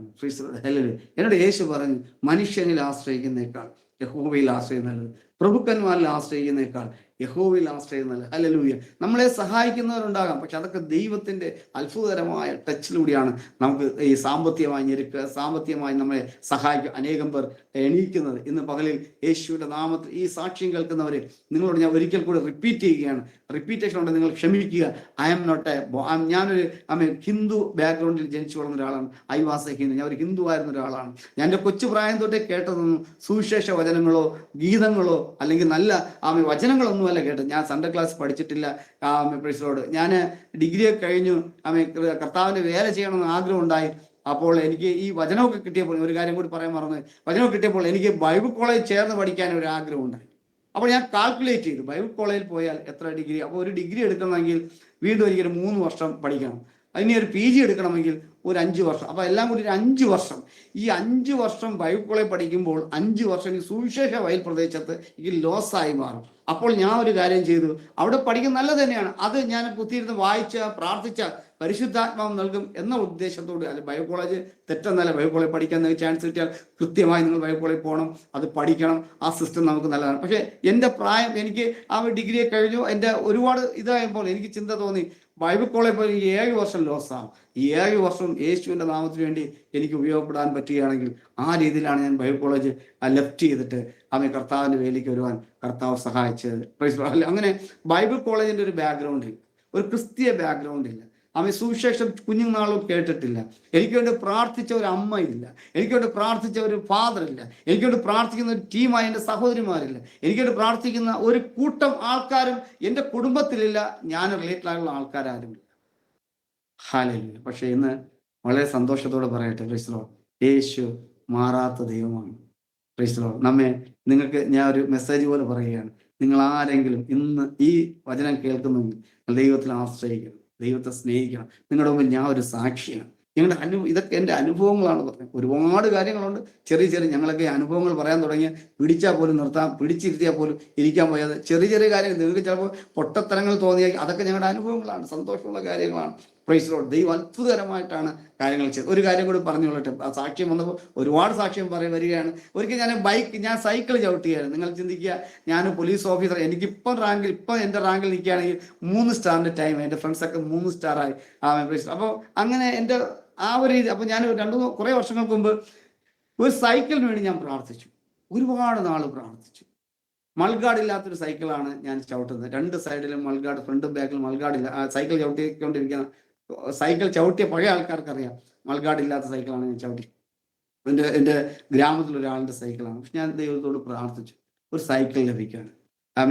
എനിക്ക് തോന്നുന്നു മദ്രാസ് ചെന്നൈയിലുള്ള ഒരു ചർച്ചിലെ ഒരു പാസ്റ്ററോട് എൻ്റെ ഫ്രണ്ട് പറഞ്ഞു, ദിലൻ എന്ന് പറഞ്ഞ ഒരാളിന് ഒരു സൈക്കിൾ വേണം എന്ന് പറഞ്ഞു. അപ്പോൾ പുള്ളി ആ സാറ്റർഡേ ഡ്രൈവ് ചെയ്ത് പോവുകയാണ്. അന്ന് സഭയിൽ അനൗൺസ്മെന്റ് ചെയ്ത് ഞായറാഴ്ച ഒരു സ്പെഷ്യൽ തൈത്ത് എടുക്കാനായിട്ട്, സ്പെഷ്യൽ ഓഫറിങ് എടുക്കാനായിട്ട് ഡ്രൈവ് ചെയ്ത് ഇങ്ങനെ ആലോചിച്ച് പോയിക്കൊണ്ടിരിക്കുമ്പോൾ പുള്ളി പറയുകയാണ്, പുള്ളിക്ക് പെട്ടെന്നൊരു കോൾ വന്നു. പുള്ളിയോട് പറഞ്ഞു, എനിക്കൊരു 3000 രൂപ നിങ്ങൾക്ക് തരാനായിട്ട് പരിശുദ്ധാത്മാവ് പറയുന്നു, ഒരു സൈക്കിൾ വാങ്ങി ഒരാൾ കൊടുക്കണമെന്ന് പറഞ്ഞു. ഹല്ലേലൂയ. അപ്പോൾ സഭയുടെ പൈസ ഇല്ലാതെ ദൈവത്തിന്റെ ദാസൻ മുഖാന്തരം ആ സൈക്കിൾ ലഭിച്ച് സൈക്കിൾ ചവിട്ടിക്കൊണ്ട് പോവുകയാണ്. അപ്പോൾ വില്ലേജുകൾ കൂടാനായി തുടങ്ങി, എൻ്റെ യാത്രകൾ കൂടുവാനായി തുടങ്ങി, പരിശ്രമം കൂടുവാനായി തുടങ്ങി. വൈഫിനെ വെച്ച് സൈക്കിൾ വെച്ച് ഒരുപാട് സൈക്കിൾ ചവിട്ടിയിട്ടുണ്ട്. പക്ഷെ ബൈക്കിന്റെ ആവശ്യം നീടാണ്. അങ്ങനെ വലിയ കഷ്ടപ്പെടുകയാണ്. അങ്ങനെ ഇരിക്കുമ്പോൾ ഞാൻ എൻ്റെ അമ്മച്ചിയോട് പറഞ്ഞു, അമ്മയോട് പറഞ്ഞു, ക്രിസ്തുവോട് എനിക്ക് വേണ്ടി പ്രാർത്ഥന. അമ്മച്ചി ഉണ്ടായിരുന്നു, ഇപ്പോൾ നിത്യതയിൽ ചേർക്കപ്പെട്ടു. അവരോട് പറഞ്ഞു, അമ്മച്ചി എനിക്ക് സെക്കൻഡ് ഹാൻഡ് ബൈക്കിന് വേണ്ടി പ്രാർത്ഥിക്കണം, ഒരു ബൈക്കിന്റെ ആവശ്യം, സെക്കൻഡ് ഹാൻഡ് ബൈക്കാണ്. അപ്പൊ അമ്മച്ചി എന്നോട് ചോദിച്ചു, ദിലൻ ഈ സെക്കൻഡ് ഹാൻഡ് ബൈക്കിന് ആരാണ് പൈസ തരുന്നത്? ഞാൻ പറഞ്ഞു, യേശുപ്പം തന്നാലേ പറ്റുള്ളൂ, അല്ല ഇപ്പൊ എൻ്റെ കയ്യിൽ കാശൊന്നുമില്ല. അപ്പൊ അമ്മച്ചിയുടെ അടുത്തൊരു ക്വസ്റ്റ്യൻ, ഇത് നിങ്ങൾ ശ്രദ്ധിക്കണം കേട്ടോ, ഇതുപോലുള്ള അമ്മച്ചിമാരൊക്കെ നമുക്ക് ഉണ്ടായിരിക്കണം. അമ്മച്ചി അടുത്തൊരു കാര്യമാണ്, ദിലൻ സെക്കൻഡ് ഹാൻഡ് കാശ് തരാൻ യേശുവിന് കഴിയുമെങ്കിൽ ആ യേശുവിന് ഫസ്റ്റ് ഒരു ബൈക്ക് വാങ്ങാൻ കാശ് തരാൻ പറ്റില്ലേ എന്ന് ചോദിച്ചു. അപ്പൊ എൻ്റെ മൈൻഡ് സെറ്റപ്പ് മാറാനായി തുടങ്ങി. യെസ്, റിയലി അതാണ് അമ്മച്ചി പറഞ്ഞാൽ കറക്റ്റ് കാര്യം. സെക്കൻഡ് ഹാൻഡ് ബൈക്ക് തരാൻ പറ്റുന്ന യേശുവിന് ഒരു പുതിയ ബൈക്ക് വാങ്ങാനുള്ള കാശ് തരാൻ കഴിയും. ഞങ്ങൾ പ്രാർത്ഥിച്ചു. അത്ഭുതം എന്ന് പറയട്ടെ, എനിക്ക് തോന്നുന്നു 82,000-ലധികം രൂപ 2012 പരിശുദ്ധാത്മാവിന്റെ കയ്യിൽ തന്നു. ലൈക്ക് ആ സമയം ഒരു സെക്കൻഡ് ഹാൻഡ് ഒരു 4 വീലർ വാങ്ങേണ്ട കാശാണ്. 2012 അതാണ് പറയുന്നത്. 13 ഞങ്ങൾ ആ ബൈക്ക് വാങ്ങാൻ പരിശുദ്ധാത്മാവ് സഹായിച്ചു. ഹല്ലേലൂയ. അപ്പൊ ഇതൊക്കെ ചെറിയ കാര്യങ്ങളാണ്. പക്ഷെ ഇതെല്ലാം വലിയ വലിയ അത്ഭുതങ്ങളുടെ കാര്യങ്ങൾ. ഇതാണ് ഞങ്ങളുടെ മിഷണറി ജേണിയുടെ യാത്രയിലെ സന്തോഷങ്ങൾ എന്ന് പറയുന്നത്. ഇതൊക്കെയാണ്. ആമേൻ. Praise Lord. ദാരിദ്ര്യപ്പെട്ടിട്ടില്ല എന്ന് പറയും, പട്ടിണിയില്ല എന്ന് പറയും. Praise lord. ഹല്ലേലൂയ. അനേകം തവണ അനേകം ബുദ്ധിമുട്ടുകൾ ഫേസ് ചെയ്തിട്ടുണ്ട്. Praise lord. ഹല്ലേലൂയ. സാമ്പത്തിക ഞെരുക്കങ്ങളൊക്കെ വന്നിട്ടുണ്ട്. Praise lord. എങ്കിലും അതെല്ലാം നടുവിൽ പരിശുദ്ധാത്മാ റൈറ്റ് ടൈമിൽ റൈറ്റ് പേഴ്സണെ ഞങ്ങളുടെ നടുവിൽ അയച്ച് ഞങ്ങൾക്ക് ആവശ്യമാവുന്നെല്ലാം പ്രൊവൈഡ് ചെയ്യുന്നുണ്ട്. ഇന്ന് പകലിൽ പ്രിയരെ, നിങ്ങൾ ഈ വചനം കേൾക്കുന്ന നിങ്ങൾക്ക് കർത്താവ് കൂടെയുണ്ട്. ഞാൻ പലപ്പോഴും പറയാറുണ്ട്, ഞാൻ പറയും എനിക്ക് ആരുമില്ല എന്ന് പറയും. എൻ്റെ അമ്മ മരിച്ചുപോയി, അപ്പം മരിച്ചു എന്നൊക്കെ ഞാൻ തമാശയുടെ. അപ്പം എൻ്റെ വൈഫ് എന്നോട് പറയാറുണ്ട്, ആരും ഇല്ലാത്തവർക്കുള്ള ഒരാളാണ് യേശു ക്രിസ്തു. അപ്പം ഞാൻ എന്ന് പറയുന്നത്, നിങ്ങൾക്ക് ആർക്കും ആരുമില്ലെങ്കിലും ഭയപ്പെട്ടു പോകേണ്ട, ഭാരപ്പെട്ടു പോകേണ്ട, എന്നെ നിങ്ങളെ സ്നേഹിക്കുന്ന യേശു അപ്പൻ നമ്മുടെ നടുവിലുണ്ട്. Price lord. ഹല്ലേലൂയ. അങ്ങനെയെങ്കിൽ ഇന്ന് വലിയ യേശുവിന്റെ നാമ ദൈവത്തോട് പ്രാർത്ഥിയ ദൈവമേ, എന്നെ അധികമായി സഹായിക്കുമാറാകണമേ. എൻ്റെ ജീവിതത്തിൽ അത്ഭുതങ്ങൾ, പരിശുദ്ധാത്മാ നമ്മുടെ ജീവിതത്തിൽ അത്ഭുതങ്ങൾ ചെയ്യുവാൻ ദൈവത്തോട് ആത്മാർത്ഥമായി പ്രാർത്ഥിക്കുക. Praise lord. ഹല്ലേലൂയ. ഈ യേശു നല്ല ദൈവമാണ്. യേശു ഒരിക്കലും മാറാത്ത ദൈവമാണ്. Praise lord. എന്നോട് പരിശുദ്ധാത്മ പറഞ്ഞതുപോലെ തന്നെ ഒരിക്കൽ റിപ്പീറ്റ് ചെയ്യുകയാണ്, മനുഷ്യരിൽ ആശ്രയിക്കുന്നേക്കാൾ യഹോവയിൽ ആശ്രയം നല്ലത്, പ്രഭുക്കന്മാരിൽ ആശ്രയിക്കുന്നേക്കാൾ യഹോവയിൽ ആശ്രയം നല്ലത്. ഹല്ലേലൂയ. ഒരു വചനം കൂടി കയറി പറയാം. ഇത് വളരെ ഇഷ്ടപ്പെട്ടൊരു വചനമാണ്. യിരെമ്യാ പ്രവാചകൻ 17-ാം അധ്യായം 7-ാമത്തെ വാക്യം. ഹല്ലേലൂയ. യഹോവയിൽ ആശ്രയിക്കുകയും യഹോവ തന്നെ ആശ്രയമായിരിക്കുകയും ചെയ്യുന്ന മനുഷ്യൻ ഭാഗ്യവാൻ. Praise lord. ഒരിക്കൽ കൂടി ഞാൻ റിപ്പീറ്റ് ചെയ്ത് പറയാം, യഹോവയിൽ ആശ്രയിക്കുകയും യഹോവ തന്നെ ആശ്രയമായിരിക്കുകയും ചെയ്യുന്ന മനുഷ്യൻ ഭാഗ്യം. പ്രിയരെ, പ്രൈസ് നമ്മളെ യേശു ഒരു നാളും കൈവിടുകയില്ല. എന്തൊക്കെ അനർത്ഥങ്ങൾ നിങ്ങൾ ഫേസ് ചെയ്താലും, എന്തൊക്കെ ലിറ്ററലി നിങ്ങൾ ഏകനായിരുന്നാലും യേശു നമ്മുടെ കൂടെയുണ്ട്. ഏതെല്ലാം ജീവിത പ്രയാസങ്ങളുടെ നടുവിലും ക്രിസ്തു നമ്മുടെ കൂടെയുണ്ട്. ഹല്ലേലൂയ. ഈ ലോകത്തെ എല്ലാ ബന്ധുക്കളും നമ്മളെ വിട്ടുമാറും, എല്ലാ സ്വന്തക്കാരും നമ്മളെ വിട്ടുമാറും, എല്ലാ സ്നേഹിതരും നമ്മളെ വിട്ടുമാറും. ഹല്ലേലൂയ. നെവർ ആൻഡ് എവർ, ഒരിക്കൽ കൂടി പറയുന്നത്, never and ever, never and ever, ഒരിക്കലും ഒരു നാളും നമ്മളെ കൈവിടാത്ത ഒരേ ഒരു വ്യക്തിയേ ഉള്ളൂ. ആ വ്യക്തിയുടെ പേരാണ് കർത്താവ് യേശു ക്രിസ്തു. ഹല്ലേലൂയ. എത്ര നല്ല ദൈവമാണ്. ഒരു കാര്യം കൂടി ഞാൻ നിങ്ങളോട് പറയാം, ഞാൻ എൻ്റെ മിഷണറി ലൈഫ് ആസ്വദിക്കുകയാണ്, എൻജോയ് ചെയ്യുകയാണ്. ഐ ഹാവ് നോ വറീഡ്, ഒരു വറീഡും ഇല്ല. എൻജോയ് ചെയ്യുകയാണ്. എൻജോയ് ചെയ്യുകയാണ്. ഞാൻ പറയും, സന്തോഷിക്കുകയാണ്. ഞാൻ നമ്മുടെ നാട്ടിലൊക്കെ ചെന്ന് പാസ്റ്റർമാരെ കാണും, അവിടെ കഷ്ടപ്പാടും പ്രയാസം. ഞാൻ എന്തിട്ടാ നിങ്ങൾ ഇത്ര കഷ്ടപ്പെടുന്നത്, ഞങ്ങളോട് ഞാൻ ആസാമിലൊക്കെ എൻജോയ് ചെയ്യുക യേശുവിന്റെ നാമത്തിൽ. Praise lord. ഹല്ലേലൂയ. നമ്മളെന്ത് സന്തോഷിക്കും. മീൻസ് ദൈവം നമ്മുടെ ഉള്ളിൽ ജോയ് ആണ് നൽകിയിരിക്കുന്നത്, സന്തോഷമാണ് നൽകിയിരിക്കുന്നത്. ഈ സന്തോഷത്തോടെ കർത്താവിന്റെ വേല ചെയ്യുവാൻ കർത്താവ് ഞങ്ങളെ സഹായിച്ചുകൊണ്ടിരിക്കുന്നു. Praise lord. Hallelujah. Time already ആയെന്ന് തോന്നുന്നു. Praise lord. Thank you. എന്നെ ശ്രമിക്കുകയും ഞങ്ങൾക്ക് ഇങ്ങനൊരു ചാൻസ് നൽകിയ ജോയ്സ് ടിവിയോടുള്ള ഹൃദയംഗമായ നന്ദി പറയുന്നു. അതിലെന്നെ ക്ഷണിച്ച പ്രിയ ആന്റിക്കും അങ്കിളിനും ഹൃദയംഗമായ നന്ദി പറയുന്നു. കർത്താവ് നമ്മളെല്ലാവരെയും അധികമായി അനുഗ്രഹിക്കുമാറാകട്ടെ. ഒരു സാക്ഷി മറ്റൊരു സാക്ഷി ഉളവാകുമാറാകട്ടെ. ദൈവം നമ്മളെ. Thank you so much. Thank you pastor. Thank you. ദേവദാസൻ്റെ ഇപ്പോൾ അവിടുത്തെ പ്രവർത്തനത്തിൽ ചർച്ചിൽ പിന്നെ സ്ഥലവും അങ്ങനെയുള്ള കാര്യങ്ങളൊക്കെ ഉണ്ടോ ദേവദാസൻ്റെ? ആൻഡ് ഇപ്പോൾ ഞങ്ങളൊരു റെന്റൽ ഹൗസിലാണ് ഞങ്ങളുടെ ആരാധന നടക്കുന്നത്. 35ലധികം വിശ്വാസികളുണ്ട്. എല്ലാം ഇവിടുത്തെ ആൾക്കാരാണ്. ഞാൻ സ്നാനപ്പെടുത്തിയതും അല്ലാതെ സ്നാനപ്പെട്ട ഞങ്ങളുടെ ലീഡേഴ്സ് സ്നാനപ്പെടുത്തിയ എല്ലാവരും ഇവിടുത്തെ ആൾക്കാരാണ്. ഞങ്ങൾക്ക് സ്വന്തമായ സ്ഥലമില്ല. അതിനോടത്ത് പ്രാർത്ഥിക്കുക. ഇപ്പോൾ നിങ്ങൾ ആസാമിനെ കുറിച്ച് പറയുന്നുണ്ട്. ആസാമിൽ ഇപ്പോൾ നിങ്ങൾക്കെല്ലാം കേൾക്കുന്ന പോലെ തന്നെ UP കഴിഞ്ഞാൽ ഏറ്റവും കൂടുതൽ പ്രോസിക്യൂഷൻ നടക്കുന്നത്, ഭയങ്കര പ്രതികൂലം നടക്കുന്നത് ആസാമിലാണ്. ഞാൻ തമാശ പറയാറുണ്ട്, UPക്ക് പഠിക്കുകയാണ് ഞങ്ങളുടെ മുഖ്യമന്ത്രി, ഞങ്ങളുടെ ആസാം മുഖ്യമന്ത്രി. ഇവിടെ ഗോസ്പൽ ട്രാക്ട് ഡിസ്ട്രിബ്യൂട്ട് ചെയ്യാൻ പറ്റുകയില്ല, ഹീലിംഗ് മിനിസ്ട്രി എന്ന് പറയാൻ പറ്റുകയില്ല. സഭാരാധന പോലും ഞങ്ങൾ കൗണ്ട് ചെയ്ത് വെച്ചിട്ടുണ്ട്. ആരാണ്, എത്ര പേരാണ്, പുതിയ വിശ്വാസികൾ എത്ര പേരാണ്. അങ്ങനെ കഠിനമായ ഒരു അവസ്ഥയിൽ കൂടി കടന്നു പോവുകയാണ്. എനിവേ, അതിൻ്റെ എല്ലാ നാടും വളരെ സന്തോഷത്തോടു കൂടി കർത്താവിന്റെ വേല ചെയ്യുന്നു. കർത്താവ് അറിയാൻ നമ്മുടെ ജീവിതത്തിൽ ഒന്നും വരികയില്ല. ഞങ്ങളുടെ ഈ വരുന്ന 9-ാം തീയതി ഞങ്ങളുടെ ഇലക്ഷനാണ്, ആസാമിന്റെ ഇലക്ഷനാണ്. ഞങ്ങൾക്ക് സ്വന്തമായൊരു സ്ഥലം, ഒരു ആരാധന എൻ്റെ ഒരു സ്വപ്നമാണ്. മരിക്കുന്നതിന് മുമ്പ് സ്വന്തമായ ഒരു ആരാധനാലയം ഉണ്ടാക്കുക. ആ ആരാധനാലയം നമ്മളെല്ലാം ഭൂമിയിൽ നിന്ന് മാറ്റപ്പെട്ടാലും കർത്താവിന് ഒരു ലേറ്റായ അത് ദൈവത്തെ ആരാധിക്കാൻ ദൈവമക്കൾ ഉപയോഗപ്പെടുത്തും. ഞാൻ പൂർണ്ണമായി വിശ്വസിക്കുന്നു. പ്രാർത്ഥനയിൽ ആത്മാർത്ഥമായി ഓർത്ത്. Thank you. Okay, thank you pastor. Thank U. വളരെയധികം സന്തോഷത്തോടെ കർത്താവിൻ്റെ വേല ചെയ്യുന്നു. ഒരു ദിവസം പോലും പട്ടിണി കിടത്താതെ കർത്താവ് നടത്താൻ ശക്തനാണെന്ന് ജീവിതത്തിൻ്റെ അനുഭവങ്ങളിലൂടെ ദൈവവചനത്തിൽ ആശ്രയിച്ച് പ്രിയ കർത്താവിൻ്റെ ദാസൻ കുടുംബമായി ആസാമിൻ്റെ പ്രദേശത്ത് ആയിരിക്കുന്നു. അനേകരെ ക്രിസ്തുവിലേക്ക് നേടുവാൻ പിന്നെയും കർത്താവിൻ്റെ ദാസനെ കുടുംബമായി ദൈവം ഉപയോഗിക്കട്ടെ. എല്ലാ നന്മകളും കർത്താവ് നൽകിത്തരട്ടെ. ദൈവദാസൻ്റെ ആഗ്രഹം പോലെ ആ ദേശത്ത് കർത്താവ് ഒരു അനുഗ്രഹിക്കപ്പെട്ട ആരാധനാലയവും ദൈവദാസന് താമസിക്കാനുള്ള ഇടവും എല്ലാം കർത്താവ് ഒരുക്കി തരട്ടെ. മനുഷ്യനിൽ ആശ്രയിക്കുന്നതിനേക്കാൾ യഹോവയിൽ ആശ്രയിക്കുന്നത് നല്ലതാണെന്നുള്ള ദൈവത്തിൻ്റെ വചനപ്രകാരം കർത്താവ് അത് ചെയ്തു തരും. ഇത്രത്തോളം സമയം ഞങ്ങളോടൊപ്പം ആയിരുന്നതിൽ നന്ദിയുണ്ട് കർത്താവിൻ്റെ ദാസനെ. താങ്ക് യു പാസ്റ്ററെ. ദൈവദാസനൊന്ന് പ്രാർത്ഥിച്ചാട്ടെ. ഹല്ലേലൂയ. പരിശുദ്ധനായ ഞങ്ങളുടെ നല്ല പിതാവേ, നന്ദിയോടെ വാഴ്ത്തുന്നു. അനുഗ്രഹീതമായ ഈ ടൈമിനായി നന്ദി പറയുന്നു. കർത്താവേ, ഞങ്ങളുടെ അനുഭവങ്ങൾ അങ്ങ് നൽകിയ അനുഭവങ്ങളാണ്. ഞങ്ങൾക്ക് വ്യക്തിപരമായി ഒരു അനുഭവമില്ല. അങ്ങ് ഞങ്ങളുടെ ഉള്ളിൽ വന്നാണ് ജീവിതത്തിലെ ഏറ്റവും വലിയ അനുഗ്രഹം. അങ്ങാണ് ഞങ്ങളുടെ അനുഗ്രഹം. കർത്താവാണ് ഞങ്ങളുടെ അനുഗ്രഹം. കർത്താവെ, ഇന്ന് പകലിലും ഈ സാക്ഷ്യങ്ങൾ ശ്രവിക്കുന്ന അനേകരുടെ ഉള്ളിൽ അങ്ങയുടെ മഹത്വമേറിയ സ്നേഹവും ആ സാന്നിധ്യവും ആ വിടുതലും ആശ്വാസവും സമാധാനവും അധികമായി പകരണമെന്ന് യാചിക്കുന്നു. അതിന് മുഖാന്തരമായി തീർന്ന ജോയ്സ് TV ഓർത്ത് പ്രാർത്ഥിക്കുന്നു. ആന്റി അങ്കിളിനെ അനുഗ്രഹിച്ച് പ്രാർത്ഥിക്കുന്നു. കേൾവിക്കാരായിരിക്കുന്ന എല്ലാ ശ്രോതാക്കളുടെ ജീവിതത്തിലും അത്ഭുതകരമായ ദൈവം വെളിപ്പെടുവാൻ ദൈവം സഹായിക്കുന്നു. ഞങ്ങൾക്ക് അവസരം നൽകിയല്ലോ, അതിനായി നന്ദി പറയും. എല്ലാ മഹത്വവും മാനം പുകഴ്ചയും കർത്താവിനായി തരുന്നു. ഞങ്ങളുടെ പ്രാർത്ഥനകൾ നല്ല പിതാവേ. ആമേൻ, ആമേൻ, ആമേൻ.